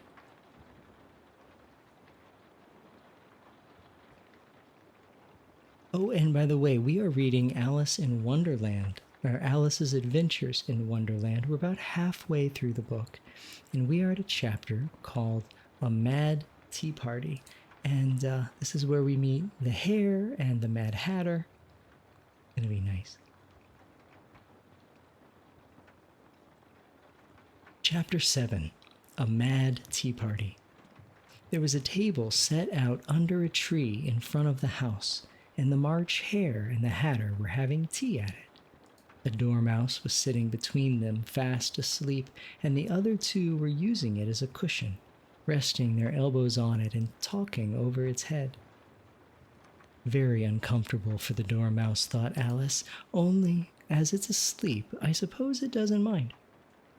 The table was a large one, but the three were all crowded together at one corner of it. No room, they cried out when they saw Alice coming. There's plenty of room, said Alice in dignity. He said it again. There's plenty of room, said Alice indignantly, and she sat down in a large armchair at one end of the table. Have some wine, the March Hare said in an encouraging tone. Alice looked all round the table, but there was nothing on it but tea. I don't see any wine, she remarked. There isn't any, said the March Hare. Well, then it wasn't very civil of you to offer it, said Alice angrily. It wasn't very civil of you to sit down without being invited, said the March Hare. I didn't know it was your table, said Alice. It's laid for a great many more than 3. Your hair wants cutting, said the Hatter. He had been looking at Alice for some time with great curiosity, and this was his first speech. You should learn not to make personal remarks, Alice said with some severity. It's very rude. The Hatter opened his eyes very wide on hearing this, but all he said was, Why is a raven like a writing desk? Come, we shall have some fun now, thought Alice. I'm glad they've begun asking riddles. I believe I can guess that, she added aloud. Do you mean that you think you can find out the answer to it? Said the March Hare. Exactly so, said Alice. Then you should say what you mean, the March Hare went on. I do, Alice hastily replied. At least, I mean what I say, and that's the same thing, you know. Not the same thing a bit, said the Hatter. You might just as well say that I see what I eat is the same thing as I eat what I see. You might just as well say, added the March Hare, that I like what I get is the same thing as I get what I like. You might just as well say, added the Dormouse, who seemed to be talking in his sleep, that I breathe when I sleep is the same thing as I sleep when I breathe. That is the same thing with you, said the Hatter, and here the conversation dropped, and the party sat silent for a minute while Alice thought over all she could remember about ravens and writing desks, which wasn't much. The Hatter was the first to break the silence. What day of the month is it? He said, turning to Alice. He had taken his watch out of his pocket and was looking at it uneasily, shaking it every now and then and holding it to his ear.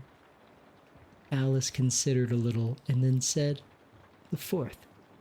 2 days wrong, sighed the Hatter.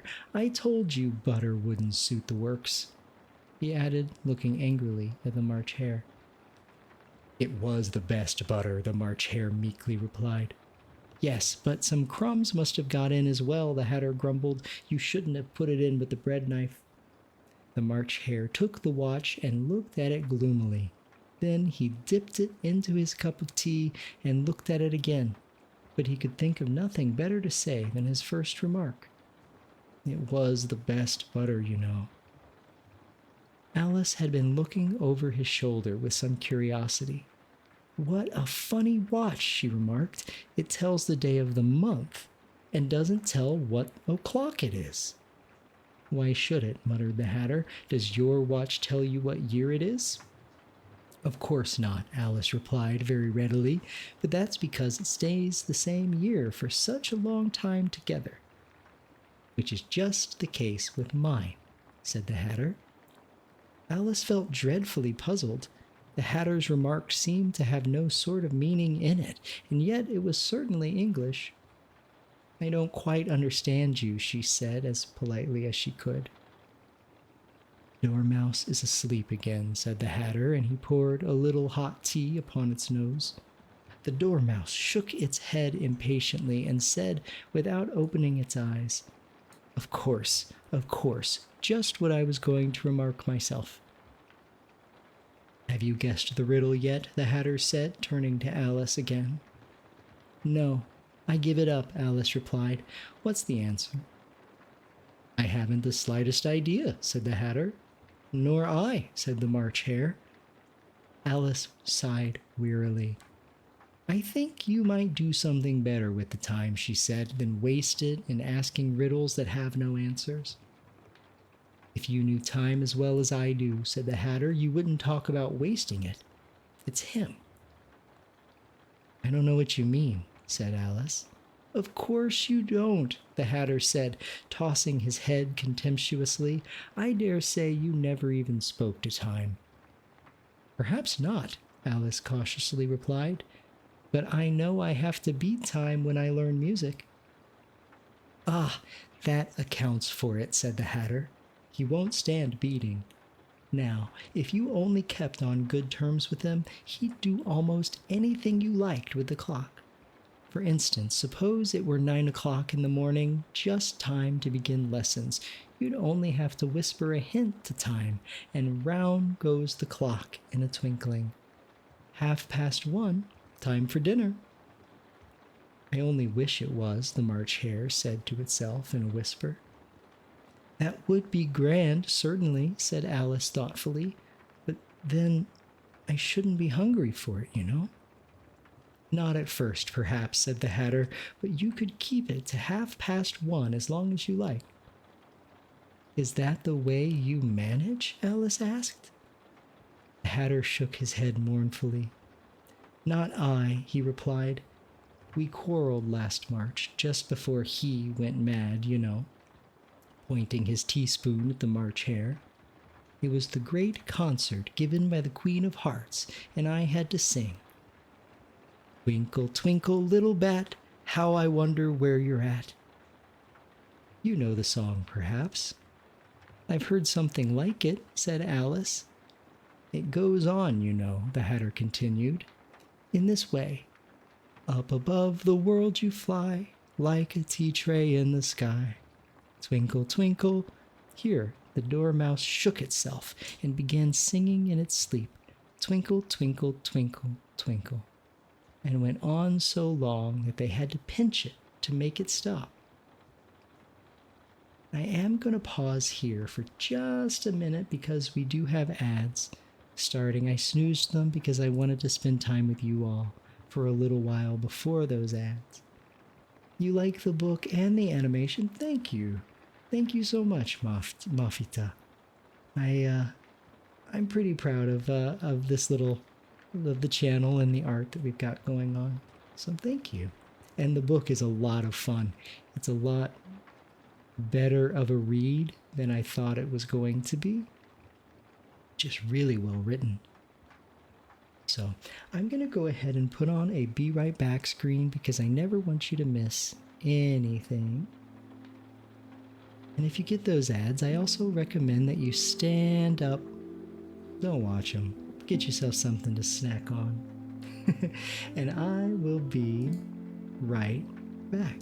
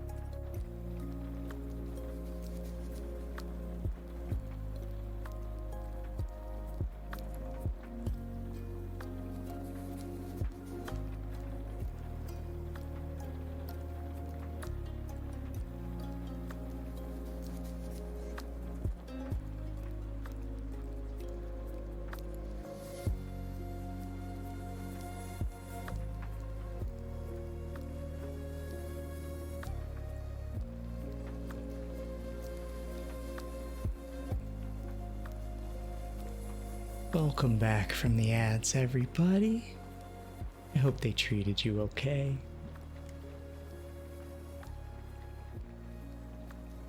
And let me turn this music down just a little bit. We might finish this book tonight, you all, which is surprising. The last two books we've done in 2 separate sessions, but maybe, we'll see.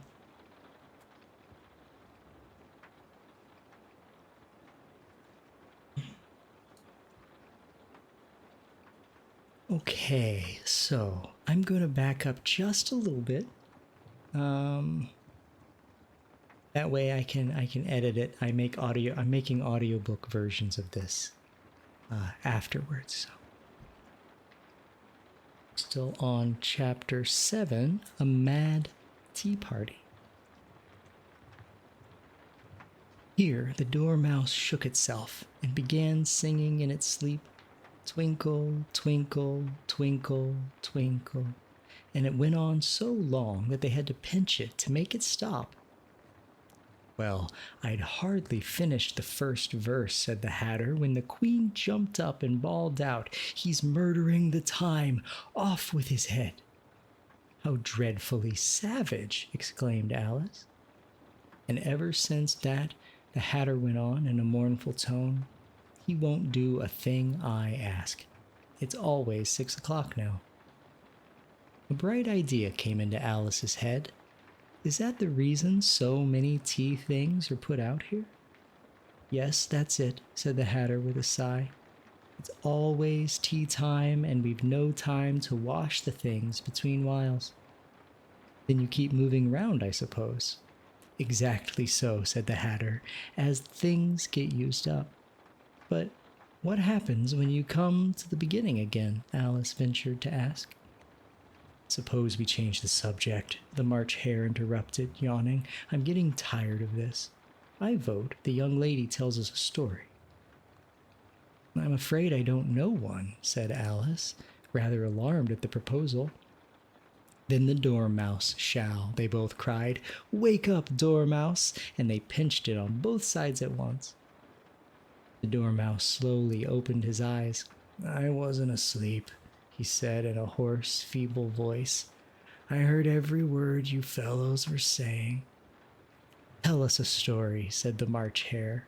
"Yes, please do," pleaded Alice. "And be quick about it," added the Hatter, "or you'll be asleep again before it's done." "Once upon a time there were 3 little sisters," the Dormouse began in a great hurry, "and their names were Elsie, Lacy, and Tilly, and they lived at the bottom of a well." "What did they live on?" said Alice, who always took a great interest in questions of eating and drinking. "They lived on a treacle," said the Dormouse after thinking a minute or two. "They couldn't have done that, you know," Alice gently remarked. "They'd have been ill." "So they were," said the Dormouse, "very ill." Alice tried to fancy to herself what such an extraordinary ways of living would be like, but it puzzled her too much, so she went on. "But why did they live at the bottom of a well?" "Take some more tea," the March Hare said to Alice very earnestly. "I've had nothing yet," Alice replied in an offended tone, "so I can't take more." "You mean you can't take less," said the Hatter. "It's very easy to take more than nothing." "Nobody asked your opinion," said Alice. "Who's making personal remarks now?" the Hatter asked triumphantly. Alice did not quite know what to say to this, so she helped herself to some tea and bread and butter, and then turned to the Dormouse and repeated her question. Why did they live at the bottom of a well?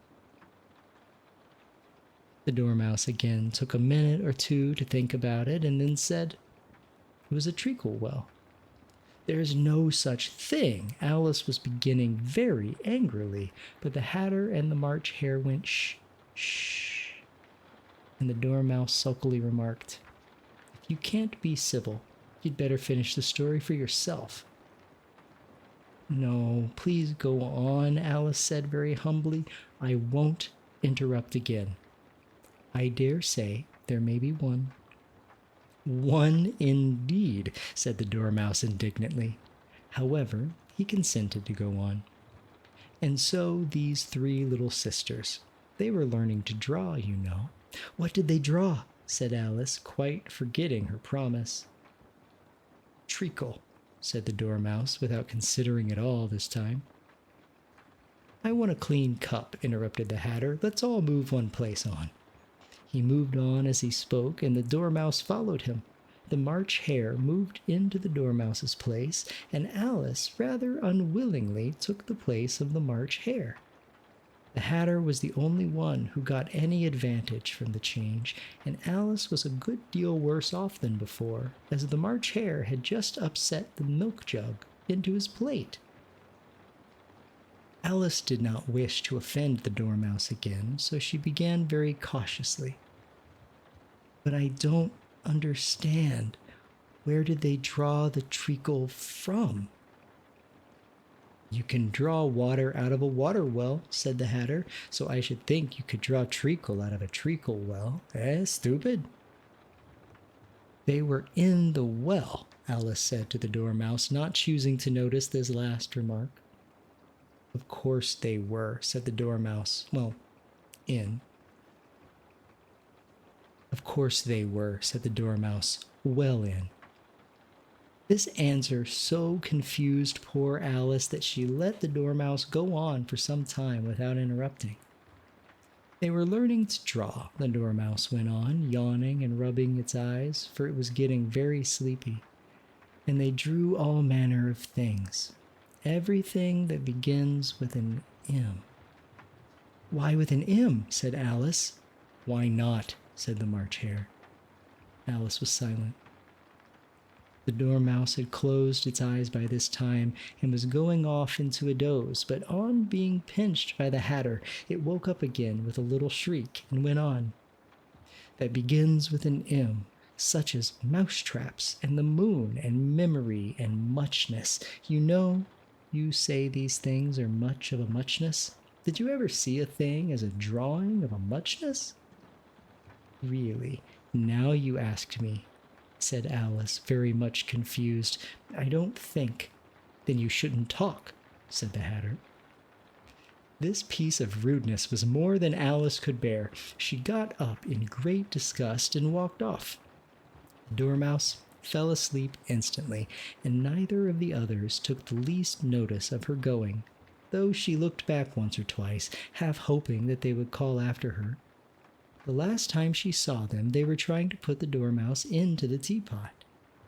At any rate, I'll never go there again, said Alice, as she picked her way through the wood. It's the stupidest tea party I was ever at in all my life. Just as she said this, she noticed one of the trees had a door leading right into it.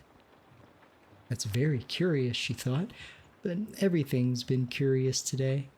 I think I may as well go in at once, and in she went.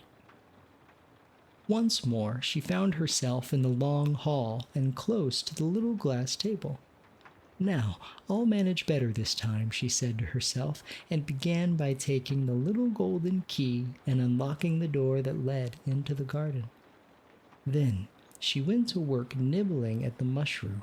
She had kept a piece of it in her pocket till she was about a foot high. Then she walked down the little passage, and then she found herself in the most beautiful garden among the bright flower beds and the cool fountains. And that was chapter 7, A Mad Tea Party. Alice, where are your manners? Oh my goodness. She was so mean to everybody. And the mouse, especially the mouse. I really liked the way that the hare was dealing with her. YWs or YMs. Why not? Yeah, that was really great. Take a big sip of water here, change the chapters. We'll get into chapter 8.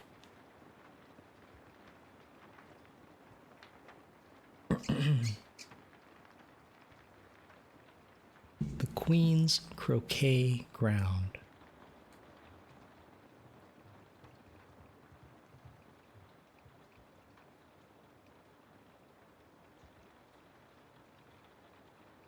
Chapter 8.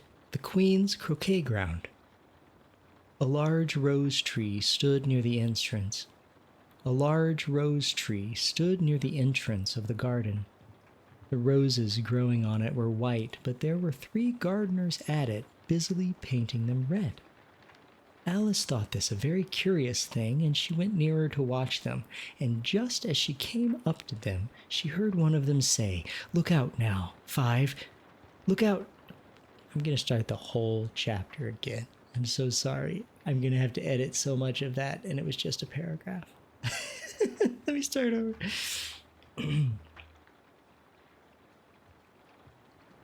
Chapter 8. The Queen's Croquet Ground. A large rose tree stood near the entrance of the garden. The roses growing on it were white, but there were 3 gardeners at it, busily painting them red. Alice thought this a very curious thing, and she went nearer to watch them. And just as she came up to them, she heard one of them say, "Look out now, Five, don't go splashing paint all over me like that." "I couldn't help it," said Five in a sulky tone. "Seven jogged my elbow." On which Seven looked up and said, "That's right, Five, always laying the blame on others." "You'd better not talk," said Five. "I heard the Queen say only yesterday you deserve to be beheaded." "What for?" said the one who had spoken first.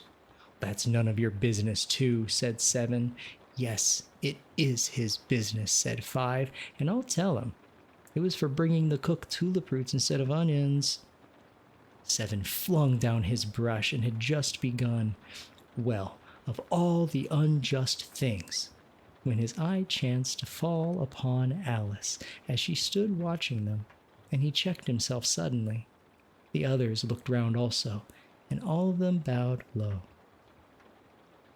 "Would you tell me," said Alice a little timidly, "why you were painting these roses?"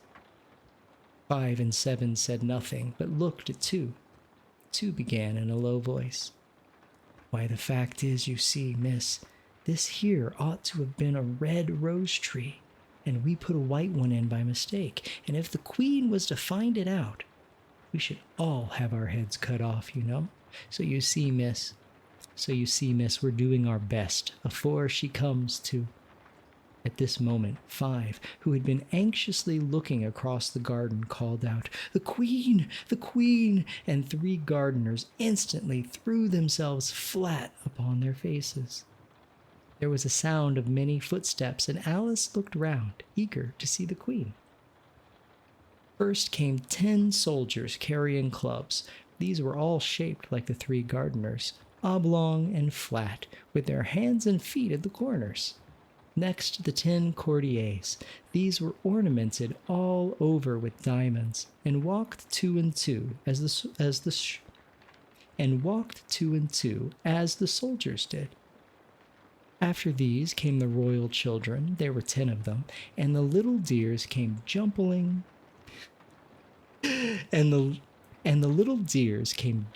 merrily along hand in hand in couples. They were all ornamented with hearts. Next came the guests, mostly kings and queens, and among them Alice recognized the White Rabbit. It was talking in a hurried, nervous manner, smiling at everything that was said, and went by without noticing her. Then followed the Knave of Hearts, carrying the king's crown on a crimson velvet cushion. And, last of all, this grand procession came the King and Queen of Hearts. Alice was rather doubtful whether she ought not to lie down on her face like the 3 gardeners, but she could not remember ever having heard of such a rule at processions. And besides, what would be the use of a procession, thought she? And besides, what would be the use of a procession, thought she, if people had all to lie down upon their faces so they couldn't see it? So she stood, there's so many S's, I'm screwed up. So she stood still where she was and waited. When the procession came opposite to Alice, they all stopped and looked at her, and the Queen said severely, "Who is this?" She said it to the Knave of Hearts, who only bowed and smiled in reply. "Idiot," said the Queen, tossing her head impatiently, and turning to Alice, she went on. "What is your name, child?" "My name is Alice, so please your Majesty," said Alice, very polite, but she added to herself, "Why, they're only a pack of cards after all. I needn't be afraid of them." "And who are these?" said the Queen, pointing to the 3 gardeners who were lying round the rose tree, for, you see, as they were lying on their faces, and the pattern on their backs was the same as the rest of the pack, she could not tell whether they were gardeners or soldiers or courtiers, or 3 of her own children. How should I know? Said Alice, surprised at her own courage. It's no business of mine. The queen turned crimson with fury, and after glaring at her for a moment like a wild beast, screamed, "Off with her head! Off!" "Nonsense," said Alice very loudly and decidedly, and the queen was silent. The king laid his hand upon her arm and timidly said, "Consider, my dear, she is only a child." The queen turned angrily away from him and said to the knave, "Turn them over." The knave did so, very carefully, with one foot. "Get up," said the queen in a shrill, loud voice, and the 3 gardeners instantly jumped up and began bowing to the queen, the king, the royal children, and everybody else. "Leave off that," screamed the queen. "You make me giddy." And then, turning to the rose tree, she went on, "What have you been doing here?" "May it please your majesty," said Tu in a very humble tone, going down on one knee as he spoke. "We were trying—" "I see," said the queen, who had meanwhile been examining the roses. Off with their heads, and the procession moved on, 3 of the soldiers remaining behind to execute the unfortunate gardeners who ran to Alice for protection. "You shan't be beheaded," said Alice, and she put them into a large flower pot that stood near. The 3 soldiers wandered about for a minute or 2, looking for them, and quietly marched off after the others. "Are their heads off?" shouted the queen. "Their heads are gone, if it please your majesty," the soldiers shouted in reply. "That's right," shouted the queen. "Can you play croquet?" The soldiers were silent and looked at Alice, as the question was evidently meant for her. "Yes," shouted Alice. "Come on, then," roared the queen, and Alice joined the procession, wondering very much what would happen next. It's a very fine day," said a timid voice at her side. She was walking by the white rabbit, who was peeping anxiously into her face. "Very," said Alice. "Where's the Duchess?" "Hush, hush," said the rabbit in a low, hurried tone. He looked anxiously over his shoulder as he spoke, and then raised himself upon tiptoe, put his mouth close to her ear, and whispered, "She's under sentence of execution." "What for?" said Alice. "Did you say what a pity?" the rabbit asked. "No, I didn't," said Alice. "I don't think it is at all a pity. I said what for." "She boxed the queen's ears," the rabbit began. Alice gave a little scream of laughter. "Oh, hush," the rabbit whispered in a frightened tone. "The queen will hear you." "You see, she came rather late, and the queen said—" "Get to your places," shouted the queen in a voice of thunder, and people began running about in all directions, tumbling up against each other. However, they got settled down in a minute or 2, and the game began. Alice thought she had never seen such a curious croquet ground in her life. It was all ridges and furrows. The balls were live hedgehogs, the mallets live flamingos, and the soldiers had to double themselves up and to stand on their hands and feet to make the arches. The chief difficulty Alice found at first was in managing her flamingo. She succeeded in getting its body tucked away comfortably enough under her arm, with its legs hanging down, but generally, just as she had got its neck nicely straightened out and was going to give the hedgehog a blow with its head, it would twist itself around and look up in her face with such a puzzled expression that she could not help bursting out laughing. And when she had got its head down and was going to begin again, it was very provoking to find that the hedgehog had unrolled itself and was in the act of crawling away.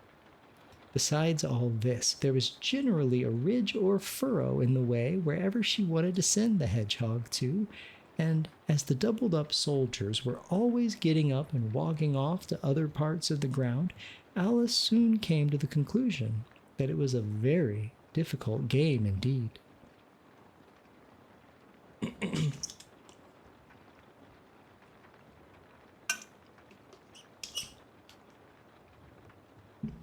Just took a sip of water. The players all played at once without waiting for turns, quarreling all the while and fighting for the hedgehogs. And in a very short time the queen was in a furious passion and went stamping about and shouting, "Off with his head," or "Off with her head," about once in a minute. Alice began to feel very uneasy. To be sure, she had not as yet had any dispute with the queen, but she knew that it might happen any minute. And then, thought she, what would become of me? They're dreadfully fond of beheading people here. The great wonder is that there's anyone left alive. She was looking about for some way of escape and wondering whether she could get away without being seen when she noticed a curious appearance in the air. It puzzled her very much at first, but after watching it a minute or two, she made it out to be a grin.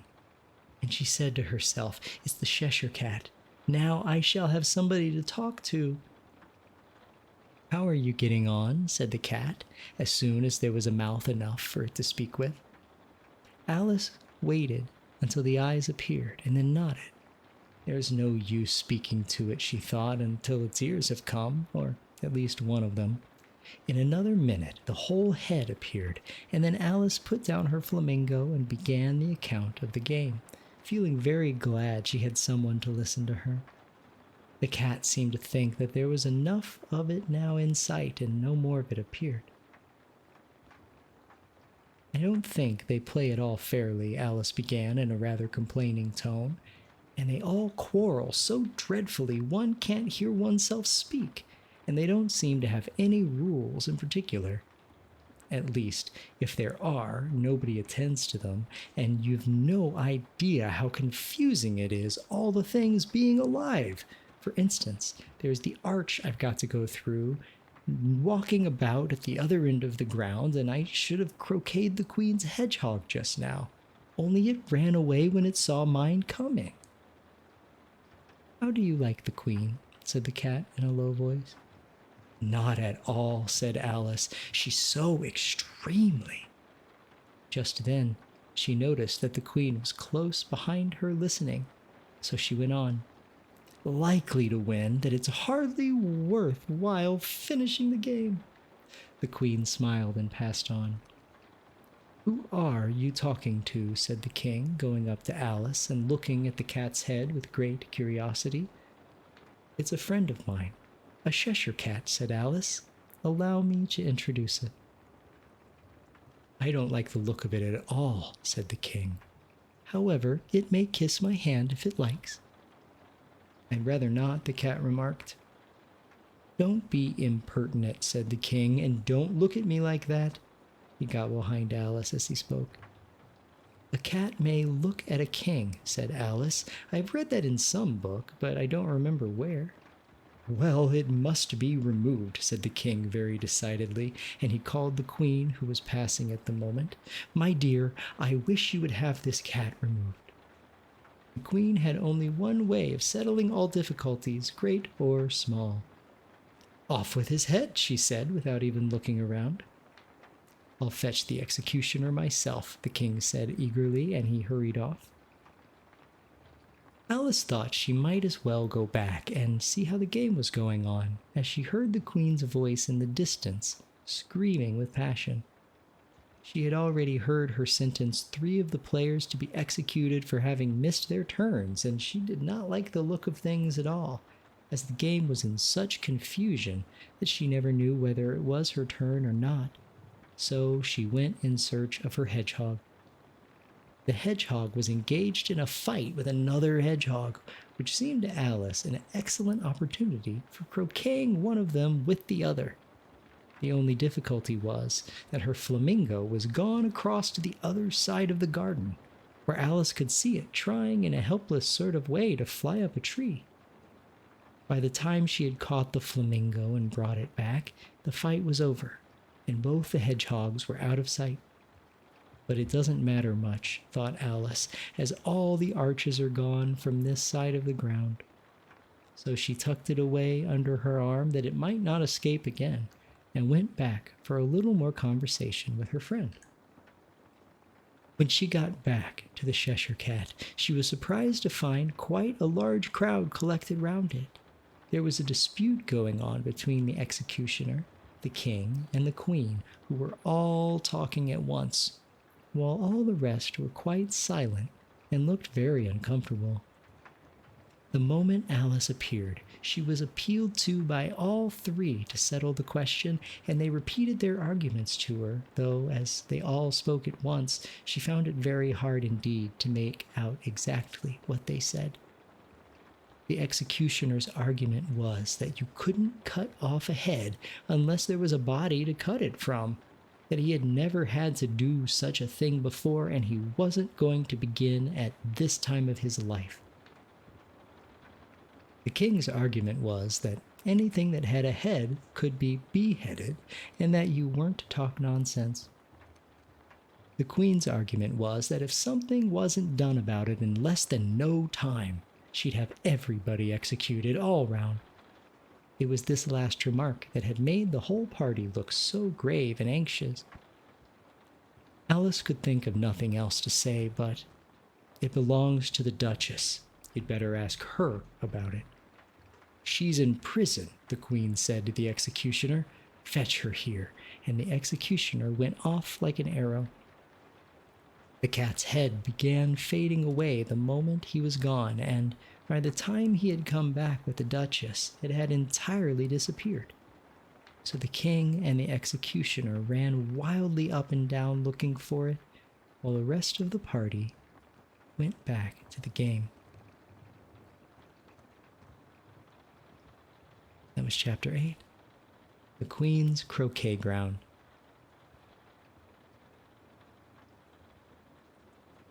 And we'll jump into Chapter 9. Let me get a sip of water real quick.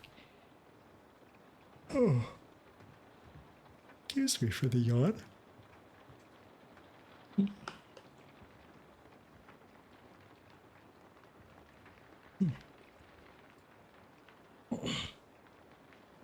There we go.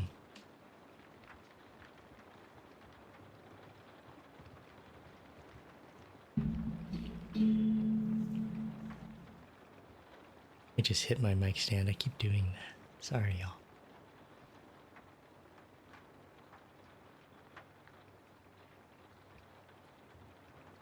Chapter 9, The Mock Turtle's Story.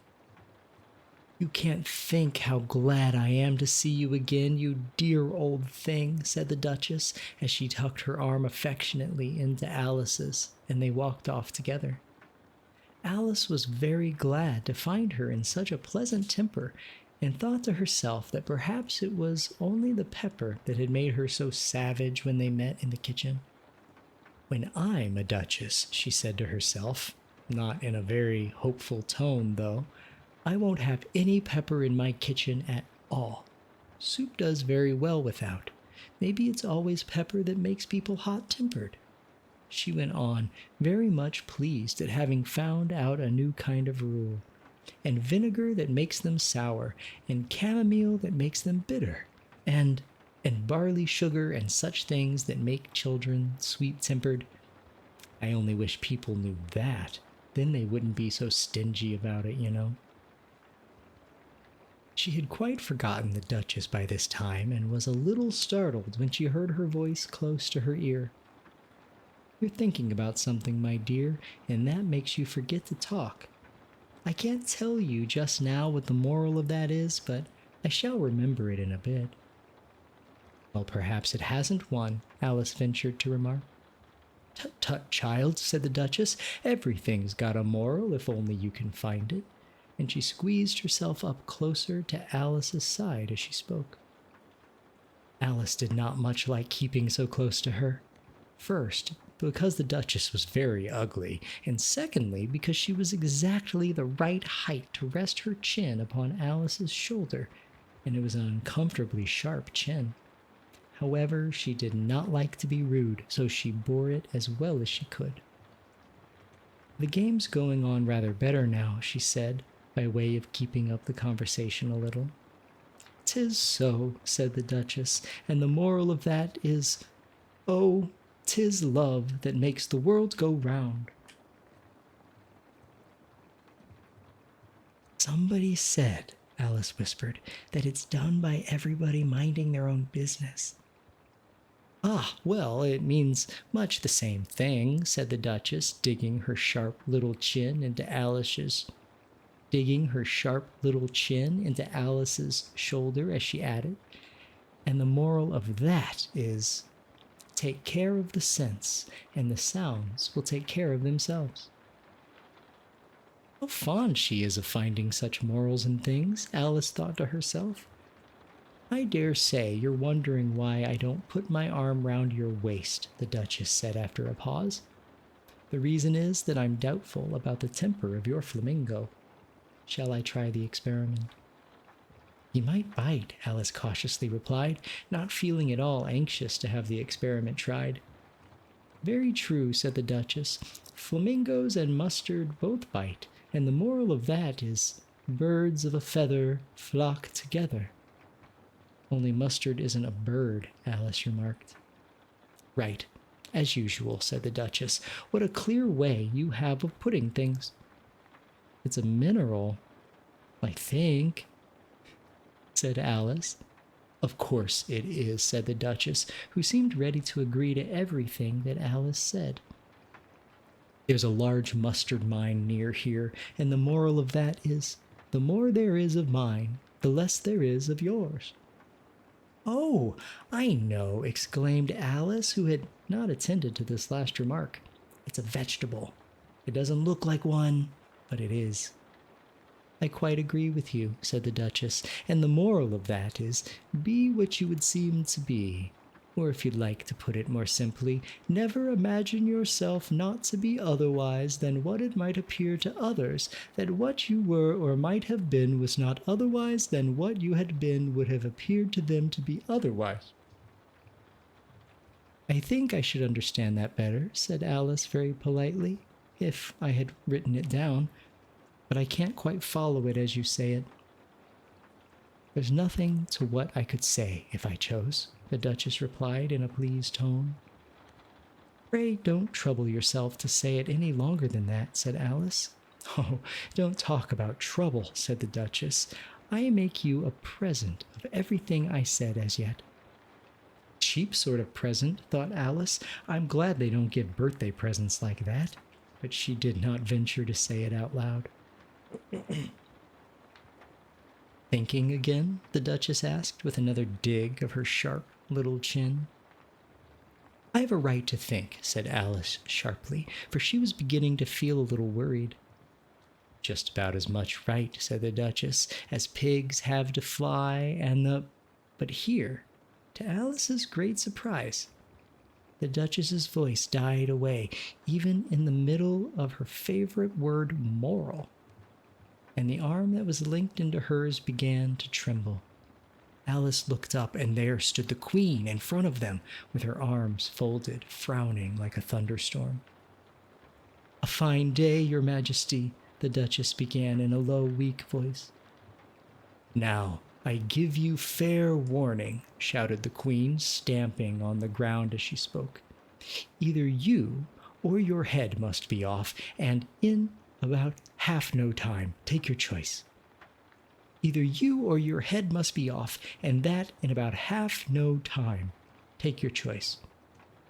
The Duchess took her choice and was gone in a moment.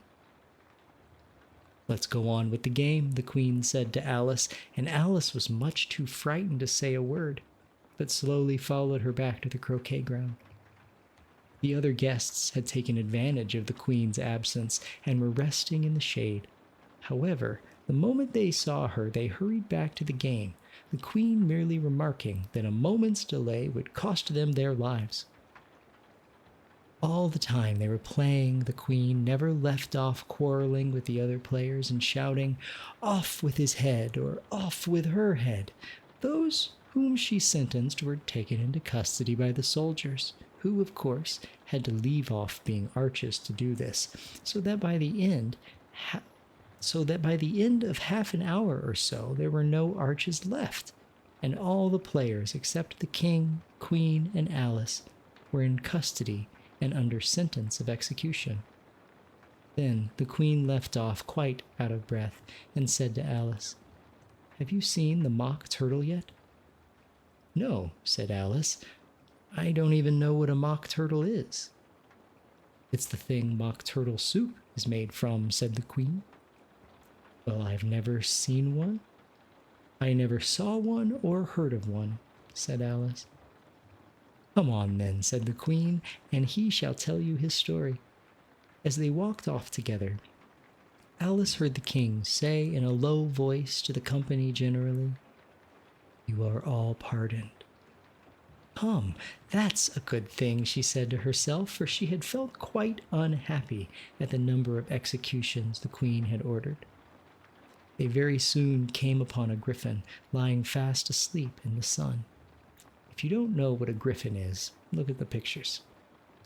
"Up, lazy thing," said the queen, "and take this young lady to see the mock turtle and to hear his story. I must go back and see after some executions I have ordered."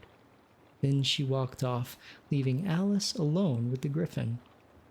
Alice did not quite like the look of the creature, but on the whole she thought it would be quite as safe to stay with it as to go after that savage queen. So she waited. The griffin sat up and rubbed its eyes. Then it watched the queen till she was out of sight. Then it chuckled. "What fun," said the griffin, half to itself, half to Alice. "What is the fun?" said Alice. "Why, said the griffin. "It's all her fancy that. They never execute nobody, you know. Come on."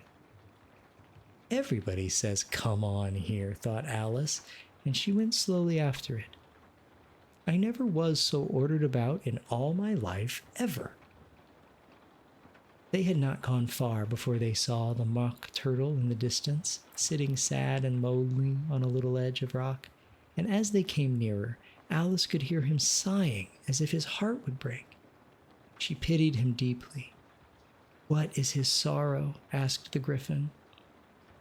"What is his sorrow?" she asked the griffin, and the griffin answered, very nearly in the same words as before. "It's all his fancy that. He hasn't got no sorrow, you know. Come on." So they went up to the mock turtle, who looked at them with large eyes full of tears, but said nothing. "This here young lady," said the griffin, "she wants for you." "This here young lady," said the griffin, "she wants for to know your history, she do." "I'll tell her," said the mock turtle in a deep, hollow tone. "Sit down, both of you, and don't speak a word till I've finished." So they sat down, and nobody spoke for some minutes. Alice thought to herself, "I don't see how he can ever finish if he doesn't begin." But she waited patiently. "Once," said the mock turtle at last with a deep sigh, "I was a real turtle." These words were followed by a very long silence, broken only by an occasional exclamation of "Hah!" from the griffin and the constant heavy sobbing of the mock turtle. Alice was very nearly getting up and saying, "Thank you, sir, for your interesting story," but she could not help thinking there must be more to come. So she sat still and said nothing. "When we were little," the mock turtle went on at last, more calmly, though still sobbing a little now and then, "we went to school in the sea. The master was an old turtle. We used to call him Tortoise." "Why did you call him Tortoise if he wasn't one?" Alice asked. "We called him Tortoise because he taught us," said the mock turtle angrily. "Really, you are very dull." "You ought to be ashamed of yourself for asking such a simple question," added the griffin, and then they both sat silent and looked at poor Alice, who felt ready to sink into the earth. At last, the Griffin said to the Mock Turtle, "Drive on, old fellow, don't be all day about it." And he went on in these words. "Yes, we went to school in the sea, and though you mayn't believe it—" "I never said I didn't," interrupted Alice. "You did," said the Mock Turtle. "Hold your tongue," added the Griffin before Alice could speak again. The Mock Turtle went on. "We had the best of educations. In fact, we went to school every day." "I've been to day school too," said Alice. "You needn't be so proud as all that." "Extras?" asked the Mock Turtle a little anxiously. "Yes," said Alice, "we learned French and music." "And washing?" said the Mock Turtle. "Certainly not," said Alice indignantly. "Ah, then yours wasn't a really good school," said the Mock Turtle in a tone of great relief. "Now at ours they had at the end of the bill French, music, and washing. Extra." "You couldn't have wanted it that much," said Alice, "living at the bottom of the sea." "I couldn't afford to learn it," said the Mock Turtle with a sigh. "I only took the regular course." "What was that?" inquired Alice. "Reeling and writhing, of course, to begin with," the Mock Turtle replied, "and then the different branches of arithmetic: ambition, distraction, uglification, and derision." "I have never heard of uglification," Alice ventured to say. "What is it?" The Griffin lifted up both its paws in surprise. "What? Never heard of uglifying?" it exclaimed. "You know what to beautify is, I suppose?" "Yes," said Alice doubtfully. "It means to make anything prettier." "Well, then," the Griffin went on, "if you don't know what to uglify is, you are a simpleton." Alice did not feel encouraged to ask any more questions about it, so she turned to the Mock Turtle and said, "What else had you to learn?" "Well, there was mystery," the Mock Turtle replied, counting off the subjects on his flappers.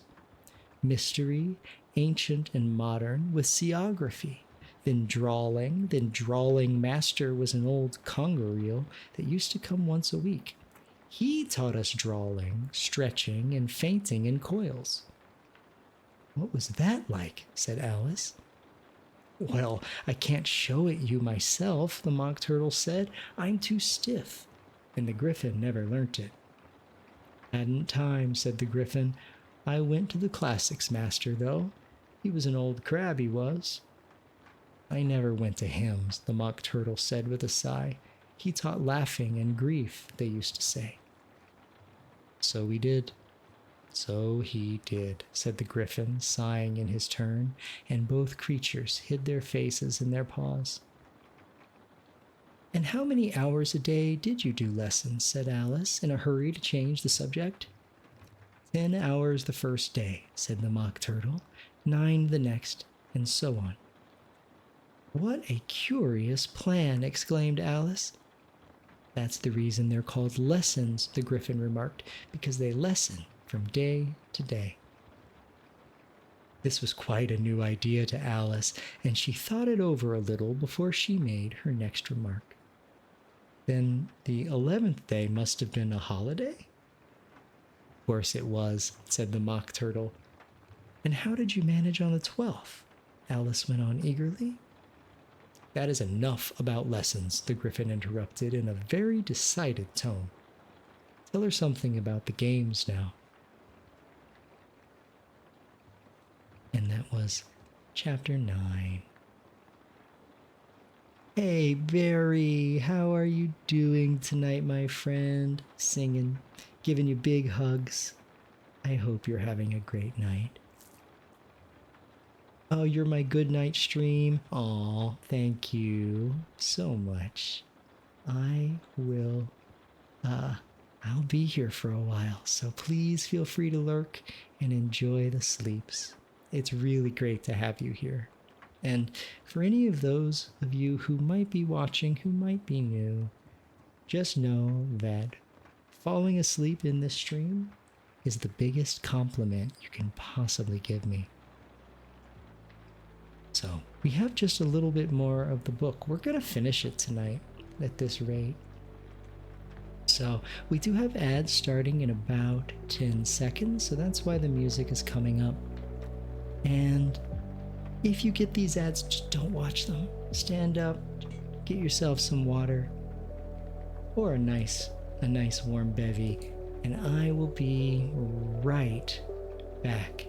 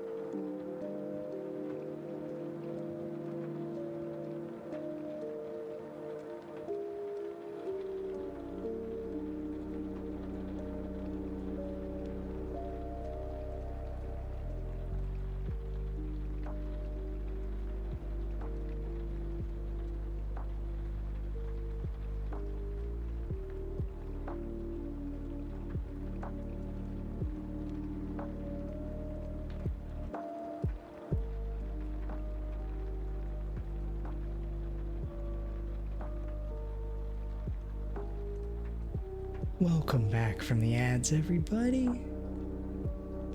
We are flying through this book. We are 3/4 of the way done, which is wild. At 3.5 hours, I thought this book was a little bit bigger than it is. So we're just gonna blast all the way through it. I'm really enjoying it so far, and I hope you all are too.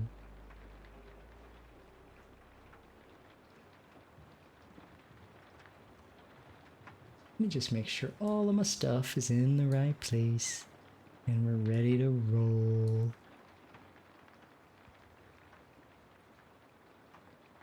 There we go. All right.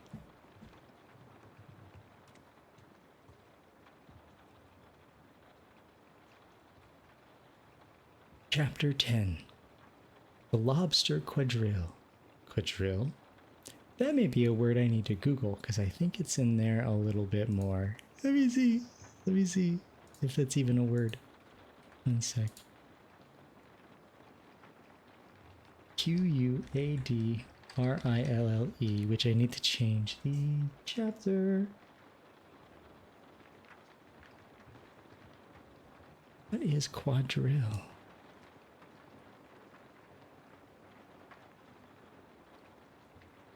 I can't find a pronunciation. Let's see. Pronunciation in English. Quadrille. Quadrille.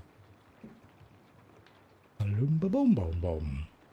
You remember those pronunciation book YouTube videos? They would just destroy the word. Okay. Quadrille. Chapter 10. The Lobster Quadrille. The Mock Turtle sighed deeply and drew the back of one flapper across his eyes. He looked at Alice and tried to speak, but for a minute or two sobs choked his voice. Same as if he had a bone in his throat, said the Griffin, and it set to work shaking him and punching him in the back. At last the Mock Turtle recovered his voice, and with tears running down his cheeks, he went on again. You may not have lived much under the sea. I haven't, said Alice, and perhaps you were never even introduced to a lobster. Alice began to say, I once tasted, but checked herself hastily and said, no, never.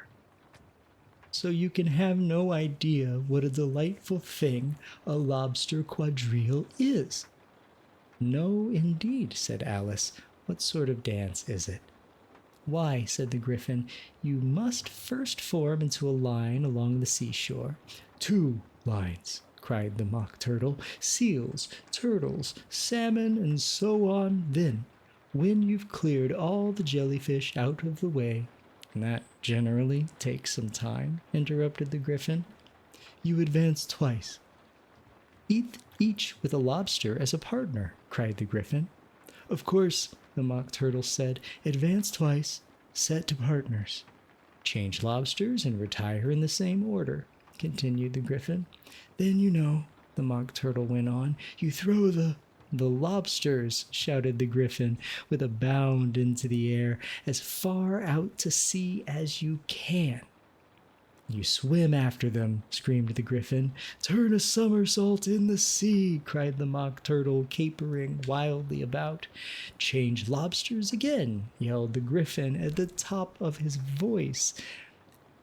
Back to land again, and that's all the first figure, said the Mock Turtle, suddenly dropping his voice, and the 2 creatures who had been jumping about like mad things all this time sat down again very sadly and quietly and looked at Alice. It must be a very pretty dance, said Alice timidly. Would you like to see a little of it? Said the Mock Turtle. Very much indeed, said Alice. Come, let's try the first figure, said the Mock Turtle to the Griffin. We can do without lobsters, you know. Which shall sing? You sing, said the Griffin. I've forgotten the words. So they began solemnly dancing round and round Alice, every now and then treading on her toes when they pressed too close.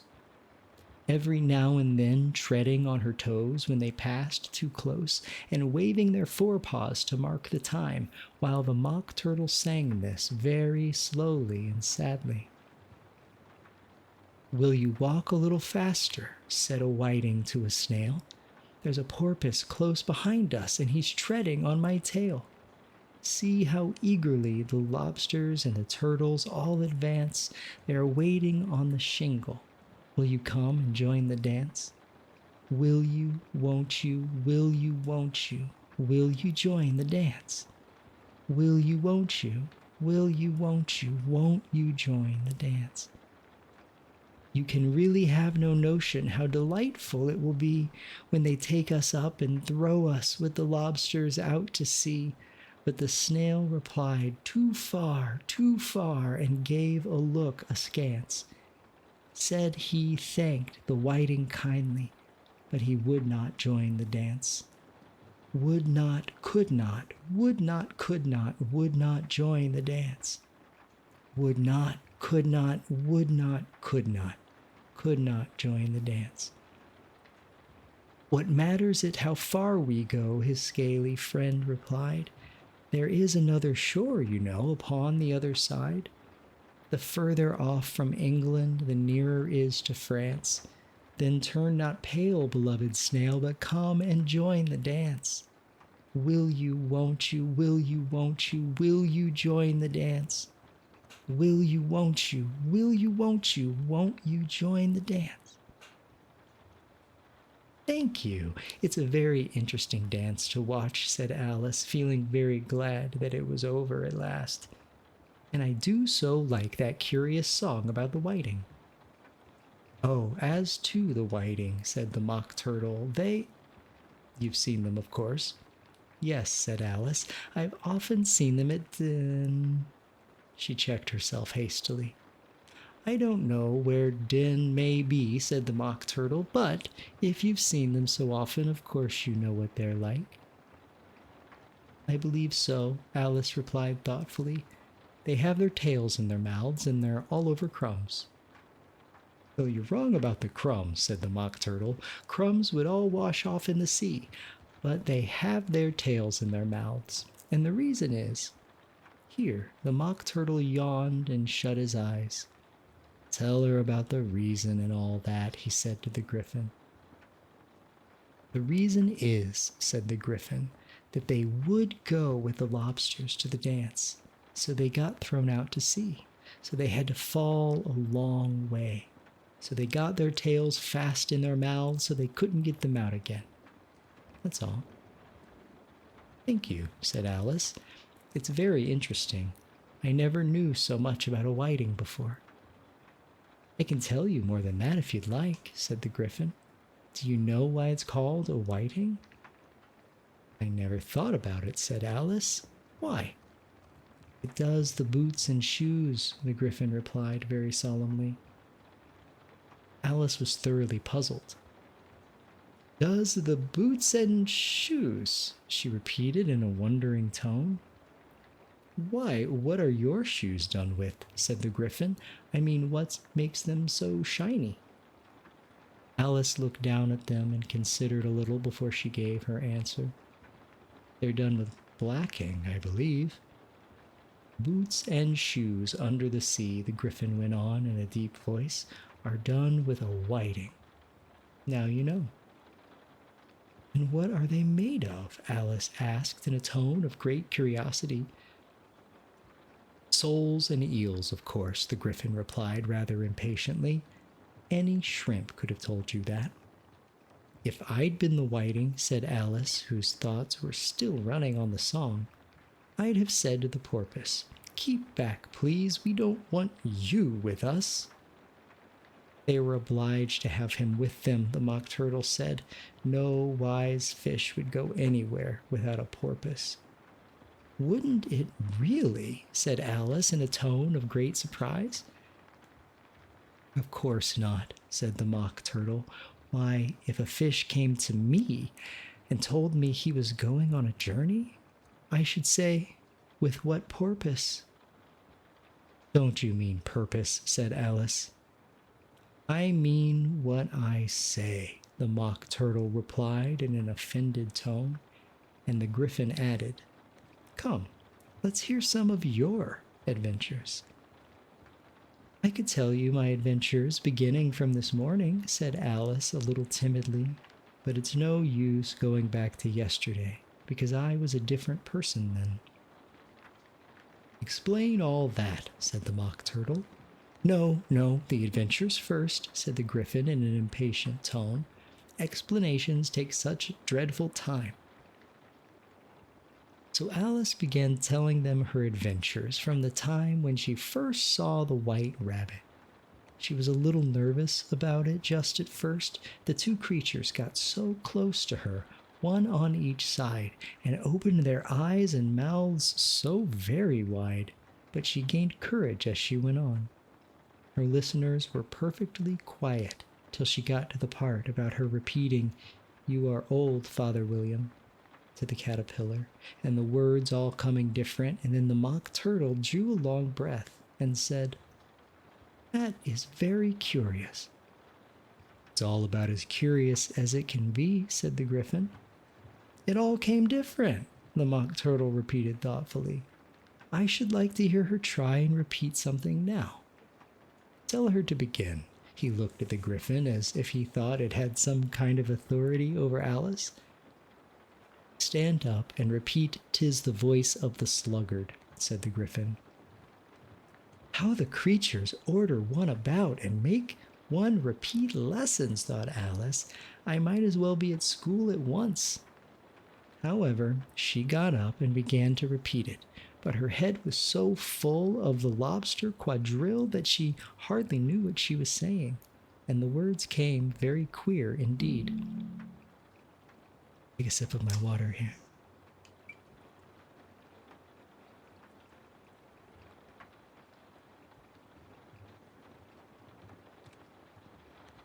Thank you. However, she got up and began to repeat it, but her head was so full of the lobster quadrille that she hardly knew what she was saying, and the words came very queer indeed. "'Tis the voice of the lobster, I heard him declare, You have baked me too brown, I must sugar my hair. As a duck with its eyelids, so he with his nose trims his belt and his buttons and turns out his toes." Later editions. Oh, that was an actual footnote in the book. But if you're interested, later editions continued as follows. Oh, let's just read the whole thing then, book. Why did you have to separate it out? It does it a few times. Let's read them both. As long as they're not, like, bad. Okay. This was written in 1895, you guys. "'Tis the voice of the lobster, I heard him declare, You have baked me too brown, I must sugar my hair. As a duck with its eyelids, so he with his nose trims his belt and his buttons and turns out his toes. When the sands are all dry, he is gay as a lark, and will talk in contemptuous tones of the shark. But when the tide rises and sharks are around, his voice has a timid and tremulous sound." "That's different from what I used to say when I was a child," said the Griffin. "Well, I never heard it before," said the Mock Turtle, "but it sounds uncommon nonsense." Alice said nothing. She had sat down with her face in her hands, wondering if anything would ever happen in a natural way again. "I should like to have it explained," said the Mock Turtle. "She can't explain it," the Griffin said hastily. "Go on with the next verse." "But about his toes," the Mock Turtle persisted. "How could he turn them out with his nose, you know?" "It's the first position in dancing," Alice said, but was dreadfully puzzled by the whole thing and longed to change the subject. "Go on with the next verse," the Griffin repeated impatiently. "It begins, 'I passed by his garden.'" Alice... I don't know why I sighed there. Alice did not dare to disobey. though she felt sure it would come all wrong, and she went on in a trembling voice. I passed by his garden and marked with one eye how the owl and the panther were sharing a pie. The panther took pie crust and gravy and meat, while the owl had the dish as its share of the treat. When the pie was all finished, the owl, as a boon, was kindly permitted to pocket the spoon, while the panther received knife and fork with a growl, and concluded the banquet. "What is the use of repeating all that stuff?" the Mock Turtle interrupted. "If you don't explain it as you go on. It is by far the most confusing thing I have ever heard." "Yes, I think you'd better leave off," said the Griffin, and Alice was only too glad to do so. "Shall we try another figure of the lobster quadrille?" the Griffin went on, "or would you like the Mock Turtle to sing you a song?" "Oh, a song, please, if the Mock Turtle would be so kind," Alice replied, so eagerly that the Griffin said in a rather offended tone, "No accounting for tastes. Sing her Turtle Soup, will you, old fellow?" The Mock Turtle sighed deeply and began in a voice sometimes choked with sobs to sing this. "Beautiful soup, so rich and green, waiting in a hot tureen. Who for such dainties would not stoop? Soup of the evening, beautiful soup. Soup of the evening, beautiful soup. Beautiful soup, beautiful soup. Soup of the evening, beautiful, beautiful soup. Beautiful soup, who cares for fish, game, or any other dish? Who would not give all else for 2 pennyworth only of beautiful soup? Pennyworth only of beautiful soup. Beautiful soup, beautiful soup. Soup of the evening, beautiful, beautiful soup." "Chorus again," cried the Griffin, and the Mock Turtle had just begun to repeat it when a cry of "the trial's beginning" was heard in the distance. "Chorus again," cried the Griffin, and the Mock Turtle had just begun to repeat it when a cry of "the trial's beginning" was heard in the distance. "Come on," cried the Griffin, and taking Alice by the hand, it hurried off without waiting for the end of the song. "What trial is it?" Alice panted as she ran, but the Griffin only answered, "Come on," and ran the faster, while more and more faintly came, carried on the breeze that followed them, the melancholy words, "Soup of the evening, beautiful, beautiful soup." And that was chapter 10. The Lobster Quadrille. Chapter 11. Who stole the tarts? Who did steal the tarts? Very good question. 1 second. All right, just making sure everything's in order. And a big sip of water.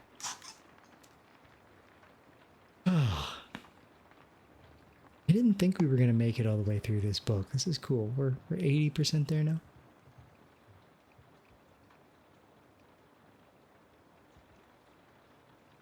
We may have to run one more set of ads, but that's in like a half hour. So I think we'll be done with this in about an hour and a half. Chapter 11. Who stole the tarts?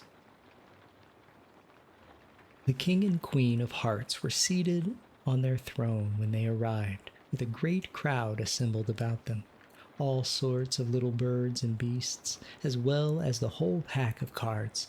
The knave was standing before them in chains, with a soldier on each side to guard him, and the king... I've made a few errors. Let me restart that. I'm sorry. Chapter 9. Who stole the tarts? The king and queen of hearts were seated on their throne when they arrived, with a great crowd assembled about them, all sorts of little birds and beasts, as well as the whole pack of cards. The knave was standing before them in chains, with a soldier on each side, to guard him, and near the king was the white rabbit, with a trumpet in one hand and a scroll of parchment in the other.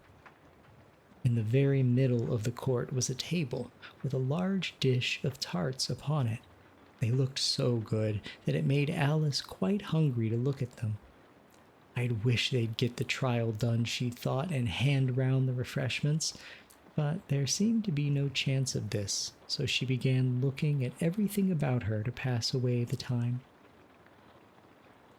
Alice had never been in a court of justice before, but she had read about them in books, and she was quite pleased to find that she knew the name of nearly everything there. That's the judge, she said to herself, because of his wig.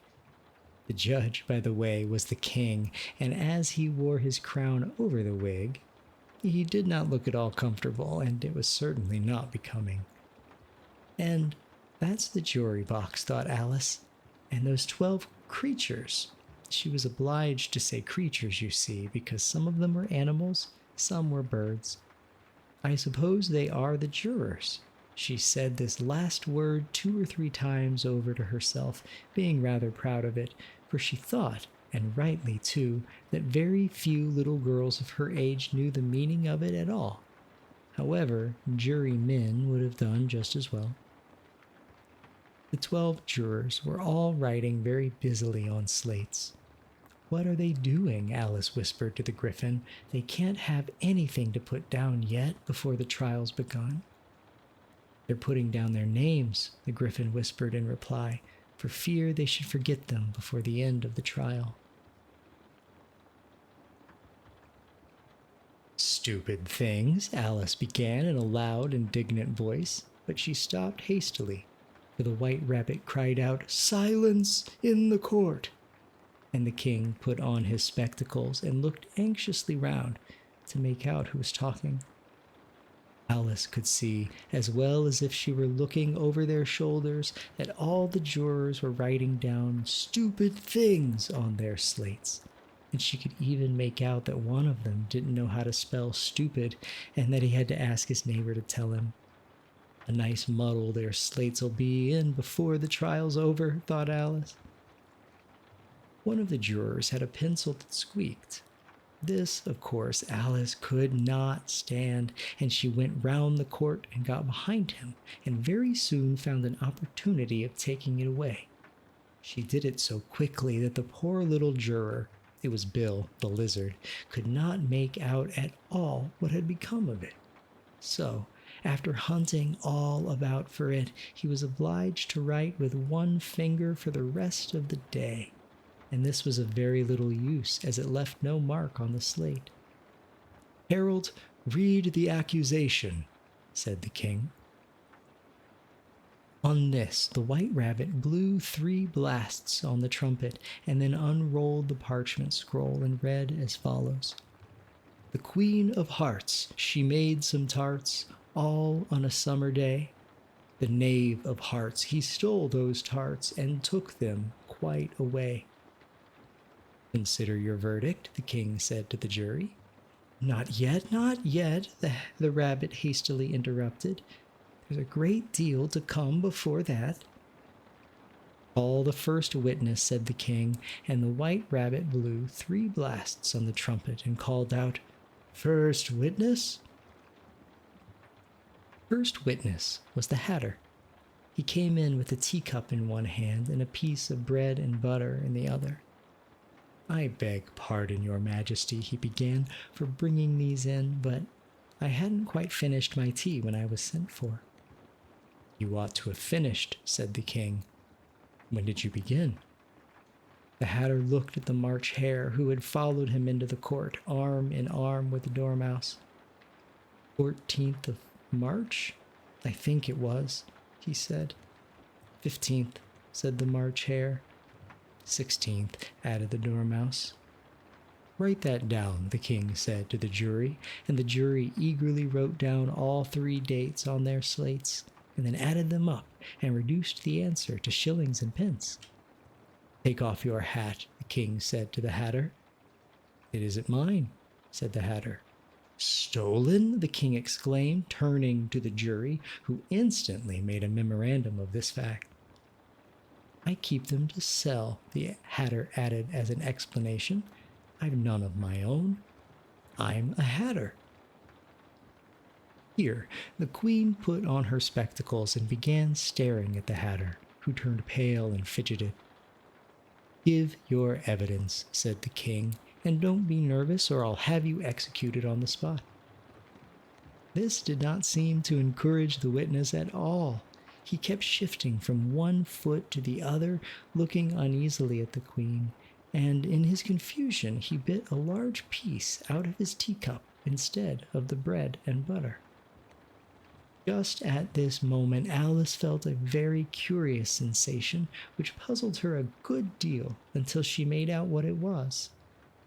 It was beginning to grow larger again, and she thought at first she would get up and leave the court, but on second thought she decided to remain where she was, as long as there was room for her. "I wish you wouldn't squeeze so," said the dormouse who was sitting next to her. "I can hardly breathe." "I can't help it," said Alice very meekly. "I'm growing." "You have no right to grow here," said the dormouse. "Don't talk nonsense," said Alice more boldly. "You know you're growing too." "Yes, but I grow at a reasonable pace," said the dormouse, "not in that ridiculous fashion." And he got up very sulkily and crossed over to the other side of the court. All this time, the queen had never left off staring at the hatter, and just as the dormouse crossed the court, she said to one of the officers of the court, "Bring me the list of the singers in the last concert," on which the wretched hatter trembled so that he shook both his shoes off. "Give your evidence," the king repeated angrily, "or I will have you executed whether you're nervous or not." "I'm a poor man, your majesty," the hatter began in a trembling voice, "and I hadn't begun my tea not above a week or so, and what with the bread and butter getting so thin, and the twinkling of the tea." "The twinkling of the what?" said the king. "It began with the tea," the hatter replied. "Of course twinkling begins with a T," said the king sharply. "Do you take me for a dunce? Go on." "I'm a poor man," the hatter went on, "and most things twinkled after that. Only the March hare said—" "I didn't," the March hare interrupted in a great hurry. "You did," said the hatter. "Well, I deny it," said the March hare. "He denies it," says the king. "Leave out that part." "Well, at any rate," the dormouse said. The hatter went on, looking anxiously round to see if he would deny it too. But the dormouse denied nothing, being fast asleep.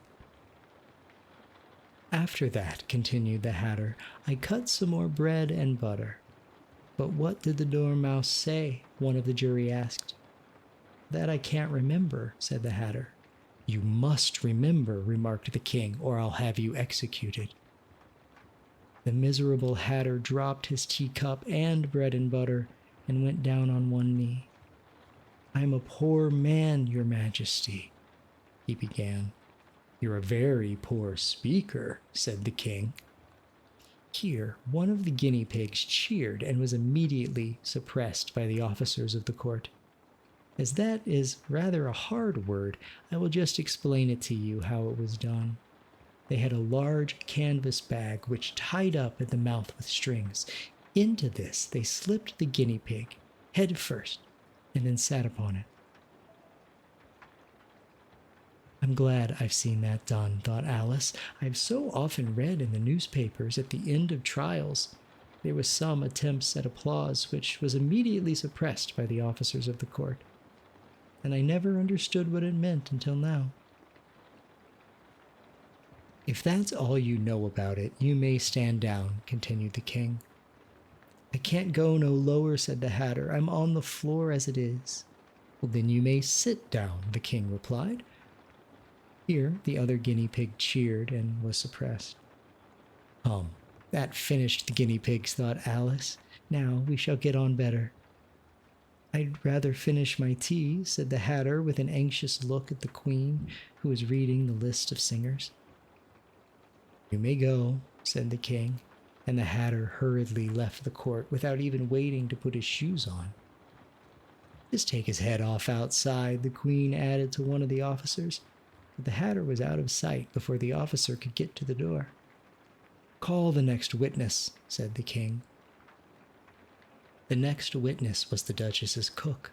She carried the pepper box in her hand, and Alice guessed who it was even before she got into the court, by the way the people near the door began sneezing all at once. Give your evidence, said the King. Shan't, said the cook. The King looked anxiously at the White Rabbit, who said in a low voice, Your Majesty must cross-examine this witness. Well, if I must, the King said with a melancholy air, and after folding his arms and frowning at the cook till his eyes were nearly out of sight, he said in a deep voice, What are tarts made of? Pepper, mostly, said the cook.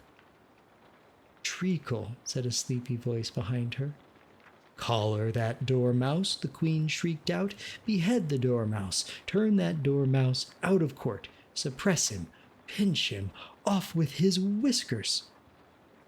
For some minutes, the whole court was in confusion, getting the dormouse turned out, and by the time they had settled down again, the cook had disappeared. Never mind, said the King with an air of great relief. Call the next witness. And he added in an undertone to the Queen, Really, my dear, you must cross-examine the next witness. It quite makes my forehead ache. Alice watched the White Rabbit as he fumbled over the list, feeling very curious to see what the next witness would be like. For they haven't got much evidence yet, she said to herself. Imagine her surprise when the White Rabbit read out, at the top of his shrill little voice, the name, Alice. And that was chapter 11. Who stole the tarts? We don't know yet. Maybe the knave? Maybe nobody? So this is the last chapter of the book. We're going to get through before ads. I'm going to snooze them though, just in case.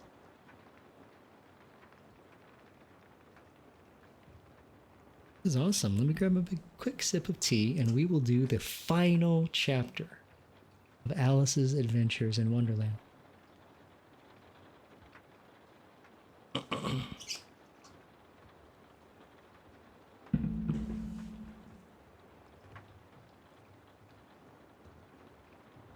Chapter 12. Alice's Evidence. Here, cried Alice. I have a frog in my throat. Sorry. Chapter 12. Alice's Evidence. Here, cried Alice, quite forgetting in the flurry of the moment how large she had grown in the last few minutes, and she jumped up in such a hurry that she tripped over the jury box with the edge of her skirt, upsetting all the jurymen on to the heads of the crowd below. And there they lay, sprawling about, reminding her very much of a globe of goldfish she had accidentally upset the week before. "Oh, I beg your pardon," she exclaimed in a tone of great dismay, and began picking them up again as quickly as she could, for the accident of the goldfish kept running in her head, and she had a vague sort of idea that they must be collected at once and put back into the jury box, or they would die.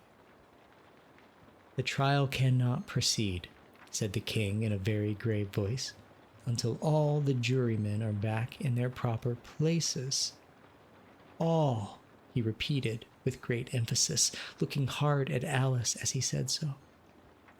Alice looked at the jury box and saw that, in her haste, she had put the lizard in head downwards, and the poor little thing was waving its tail about in a melancholy way, being quite unable to move. She soon got it out again and put it right. Not that it signifies much, she said to herself. I should think it would be quite as much use in the trial one way up as the other. As soon as the jury had little recovered from the shock of being upset, and their slates and pencils had been found and handed back to them, they set to work very diligently to write out a history of the accident, all except the lizard, who seemed too much overcome to do anything but sit with its mouth open, gazing up into the roof of the court. What do you know now about this business? What do you know about this business? The king said to Alice. Nothing, said Alice. Nothing whatsoever?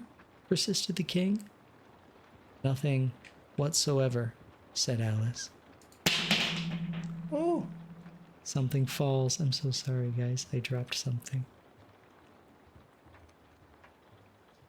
We'll start over with that little, just from the discussion.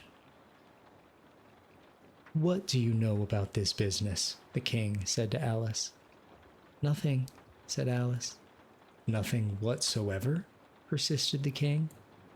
Nothing whatsoever, said Alice. That's very important, the king said, turning to the jury. They were just beginning to write this down on their slates when the White Rabbit interrupted. Unimportant, your majesty, means, of course, he said in a very respectful tone, but frowning and making faces at him as he spoke. Unimportant, of course I meant, the king hastily said, and went on to himself in an undertone. Important, unimportant, important, unimportant, as if he were trying which word sounded best. Some of the jury wrote it down, important, and some unimportant. Alice could see this as if she was near enough to look over their slates. But it doesn't matter a bit, she thought to herself. At this moment, the king, who had been for some time busily writing in his notebook, cackled out, "Silence!" and read out from his book, Rule 42. All persons more than a mile high to leave the court. Everybody looked at Alice. I'm not a mile high. You are, said the king. Nearly 2 miles high, added the queen. Well, I shan't go at any rate, said Alice. Besides, that's not a regular rule. You invented it just now. It's the oldest rule in the book, said the king. Well, then it ought to be number 1, said Alice. The king turned pale and shut his notebook hastily. Consider your verdict, he said to the jury in a low, trembling voice. There's more evidence to come yet, please, your majesty, said the White Rabbit, jumping up in a great hurry. This paper has just been picked up. What's in it? Said the queen. I haven't opened it yet, said the White Rabbit, but it seems to be a letter written by the prisoner to somebody. It must have been that, said the king, unless it was written to nobody, which isn't usual, you know. Who is it directed to? Said one of the jurymen. It isn't directed at all, said the White Rabbit. In fact, there's nothing written on the outside. He unfolded the paper as he spoke and added, It isn't a letter after all. It's a set of verses. Are they in the prisoner's handwriting? Asked another of the jurymen. No, they're not, said the White Rabbit. And that's the queerest thing about it. The jury all looked puzzled. He must have imitated somebody else's hand, said the king, and the jury all brightened up again. Please, your majesty, I didn't write it, and they can't prove if I did. There's no name signed at the end. If you didn't sign it, said the king, well, that only makes the matter worse.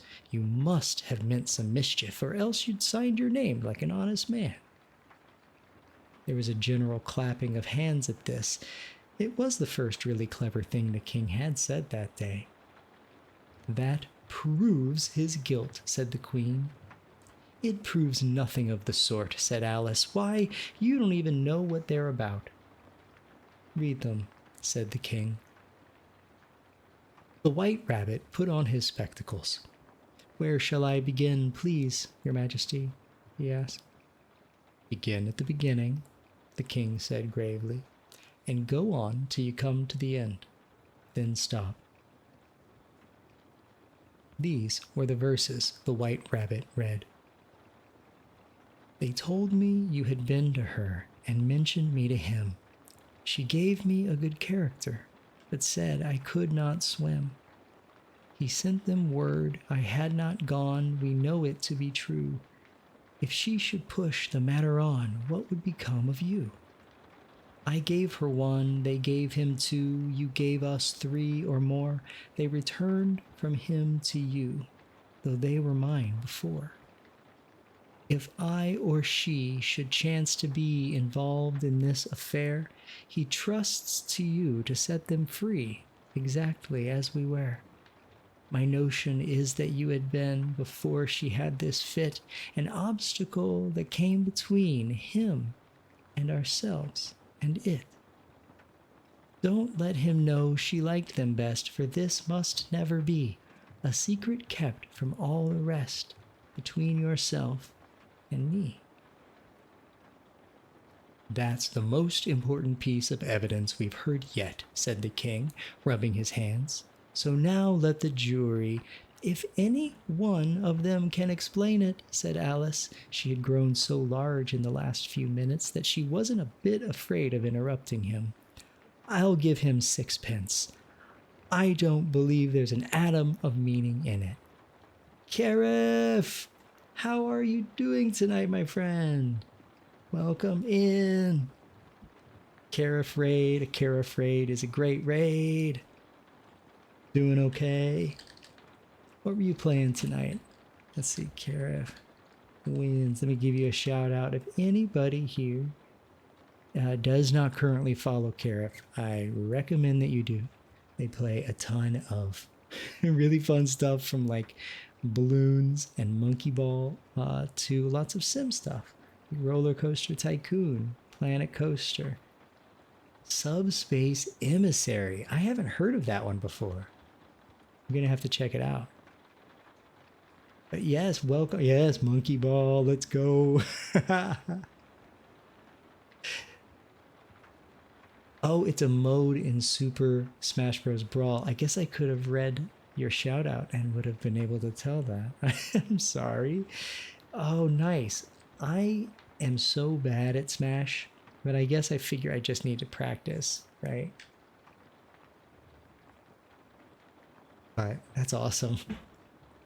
But guys, welcome in. If you are new here, my name is Jer, and we try to keep it cozy around here. We play a lot of roller coaster, we play a lot of Planet Coaster, as well as other sim games, and we do reading streams like this right here. We only have 3 pages left in this book. We read the whole book tonight, Alice's Adventures in Wonderland. So, by the way, if you need to raid and run Carroll, please feel free to do it. I know streaming takes energy. I know it does for me. But thank you so much for coming in and trusting your community here. And y'all go check out Carroll. All right, let's read these last few pages, huh?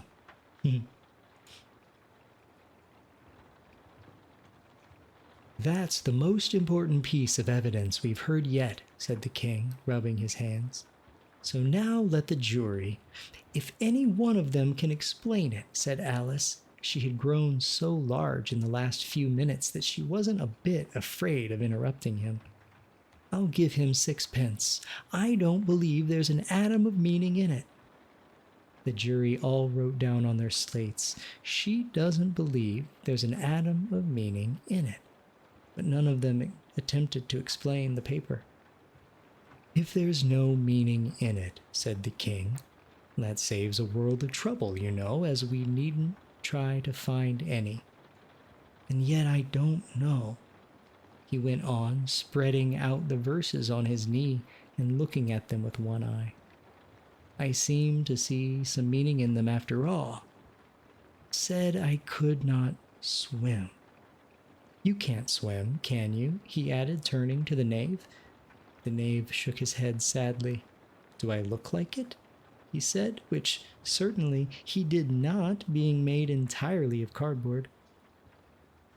All right, so far, said the king as he went on muttering over the verses to himself. We know it to be true. That's the jury, of course. I gave her 1, they gave him 2. Why, that must be what he did with the tarts, you know. But it goes on, they all returned from him to you, said Alice. Why, there they are, said the king triumphantly, pointing to the tarts on the table. Nothing can be clearer than that. Then again, before she had this fit. You never had fits, my dear, I think, he said to the queen. Never, said the queen furiously, throwing an inkstand at the lizard as she spoke.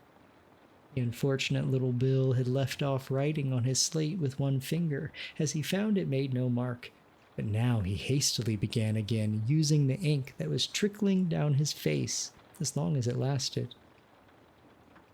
Then the words don't fit you, said the king, looking round the court with a smile. There was dead silence. It's a pun, the king added in an offended tone. Everybody laughed. Let the jury consider their verdict, the king said for about the 20th time that day. No, no, said the queen. Sentence first, verdict afterwards. Stuff and nonsense, said Alice loudly. The idea of having the sentence first. Hold your tongue, said the queen, turning purple. I won't, said Alice. Off with her head, the queen shouted at the top of her voice. Nobody moved. Who cares for you, said Alice. She had grown to her full size by this time. You're nothing but a pack of cards. At this, the whole pack rose up into the air and came flying down upon her. She gave a little scream, half of fright and half of anger, and tried to beat them off, and found herself lying on the bank, with her head in the lap of her sister, who was gently brushing away some dead leaves that had fluttered down from the trees upon her face. Wake up, Alice dear, said her sister. Why, what a long sleep you've had. Oh, I've had such a curious dream, said Alice, and she told her sister, as well as she could remember them, all these strange adventures of hers that you have just been reading about.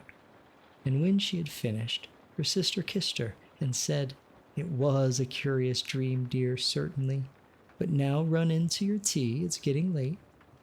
So Alice got up and ran off, thinking while she ran, as well she might, what a wonderful dream it had been.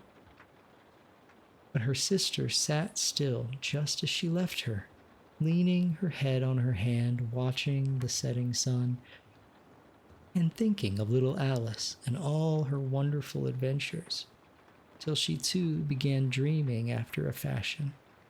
And this was her dream. First, she dreamed of little Alice herself, and once again the tiny hands were clasped upon her knee, and the bright, eager eyes were looking up into hers. She could hear the very tones of her voice, and see that queer little toss of her head to keep back the wandering hair that would always get into her eyes. And still, as she listened, or seemed to listen, the whole place around her became alive with the strange creatures of her little sister's dream. The long grass rustled at her feet as the white rabbit hurried by. The frightened mouse splashed his way through the neighboring pool. She could hear the rattle of the teacups as the March Hare and his friends shared their never-ending meal, and the shrill voice of the queen ordering off her unfortunate guests to execution. Once more, the pig baby was sneezing on the Duchess's knee, while plates and dishes crashed around it. Once more, the shriek of the griffin, the squeaking of the lizard's slate pencil, and the choking of the suppressed guinea pigs filled the air, mixed up with the distant sobs of the miserable mock turtle. So she sat on, with closed eyes, and half believed herself in Wonderland, though she knew she had but to open them again, and all would change to dull reality. The grass would only be rustling in the wind, and the pool rippling to the waving of the reeds. The rattling teacups would change to tinkling sheep bells, and the queen's shrill cries to the voice of the shepherd boy. And the sneeze of the baby, the shriek of the griffin, and all the other queer noises would change, she knew, to the confused clamor of the busy farmyard, while the lowing of the cattle in the distance would take the place of the mock turtle's heavy sobs.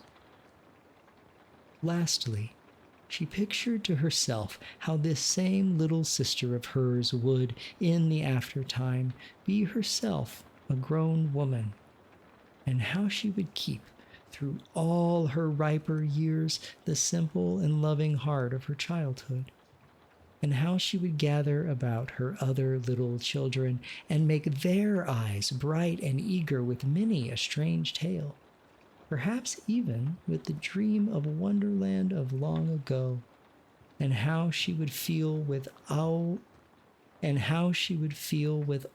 their simple sorrows, and find a pleasure in all their simple joys, remembering her own child life and the happy summer days. The end. And that was Alice's Adventures in Wonderland. We did it in one run, you guys. Thank you, Spins. GG's. I think I even put part 1. Oh no, I didn't put part 1 on the on the stream description because I thought it would be like 2 streams. Oh, I'm really glad that you loved it, Spence. Thank you. It's really nice to do this. I enjoy it. I enjoy it a lot more than I thought I would. And so thank you for being here and like hanging out. Snap, thank you too for your support, my love. And Karif, thank you so much for the raid. And we also had a raid from a new friend, Mafita. Thank you, Mafi, for the raid. It was great to meet you. I hope that you all have a wonderful Thanksgiving. And I will be back on Saturday. The type of stream is to be determined, but I'm hoping it to be a virtual reality stream, maybe a painting. That would be lots of fun. Get some Bob Ross on a Saturday afternoon. But y'all are amazing. Thank you for sticking around. Let me share the love. It's time to raid out, I guess, isn't it? Who could we go see? I guess we don't need to stay with writing and reading. We normally do raid out to other readers, but I'm not sure there's a ton on tonight. Let's see. I'm gonna check real fast.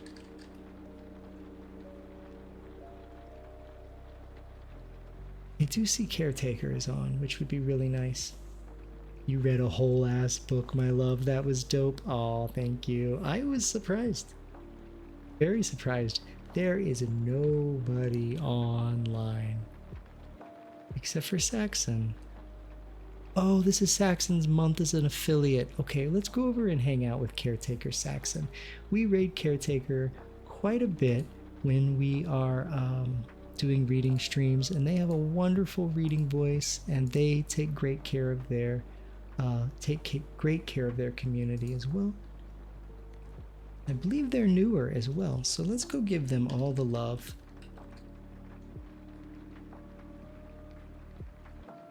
And, you know, don't feel obligated.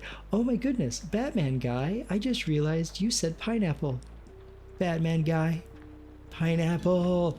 I almost missed it. That would have been awful. Pineapple indeed, my friend. And I hope that you had a great time tonight on the stream if you're still here. So thank you for being here as always. Oh, thank you, Spence. I hope you have a wonderful rest of your evening. And we'll see what the next book's gonna be. I don't know. Thinking more sci-fi. But that's where my brain always goes. Okay, gonna go ahead and end here. And I will see you over there with Saxon. If not, I will at least see you on Saturday. And I will appreciate it. Good night.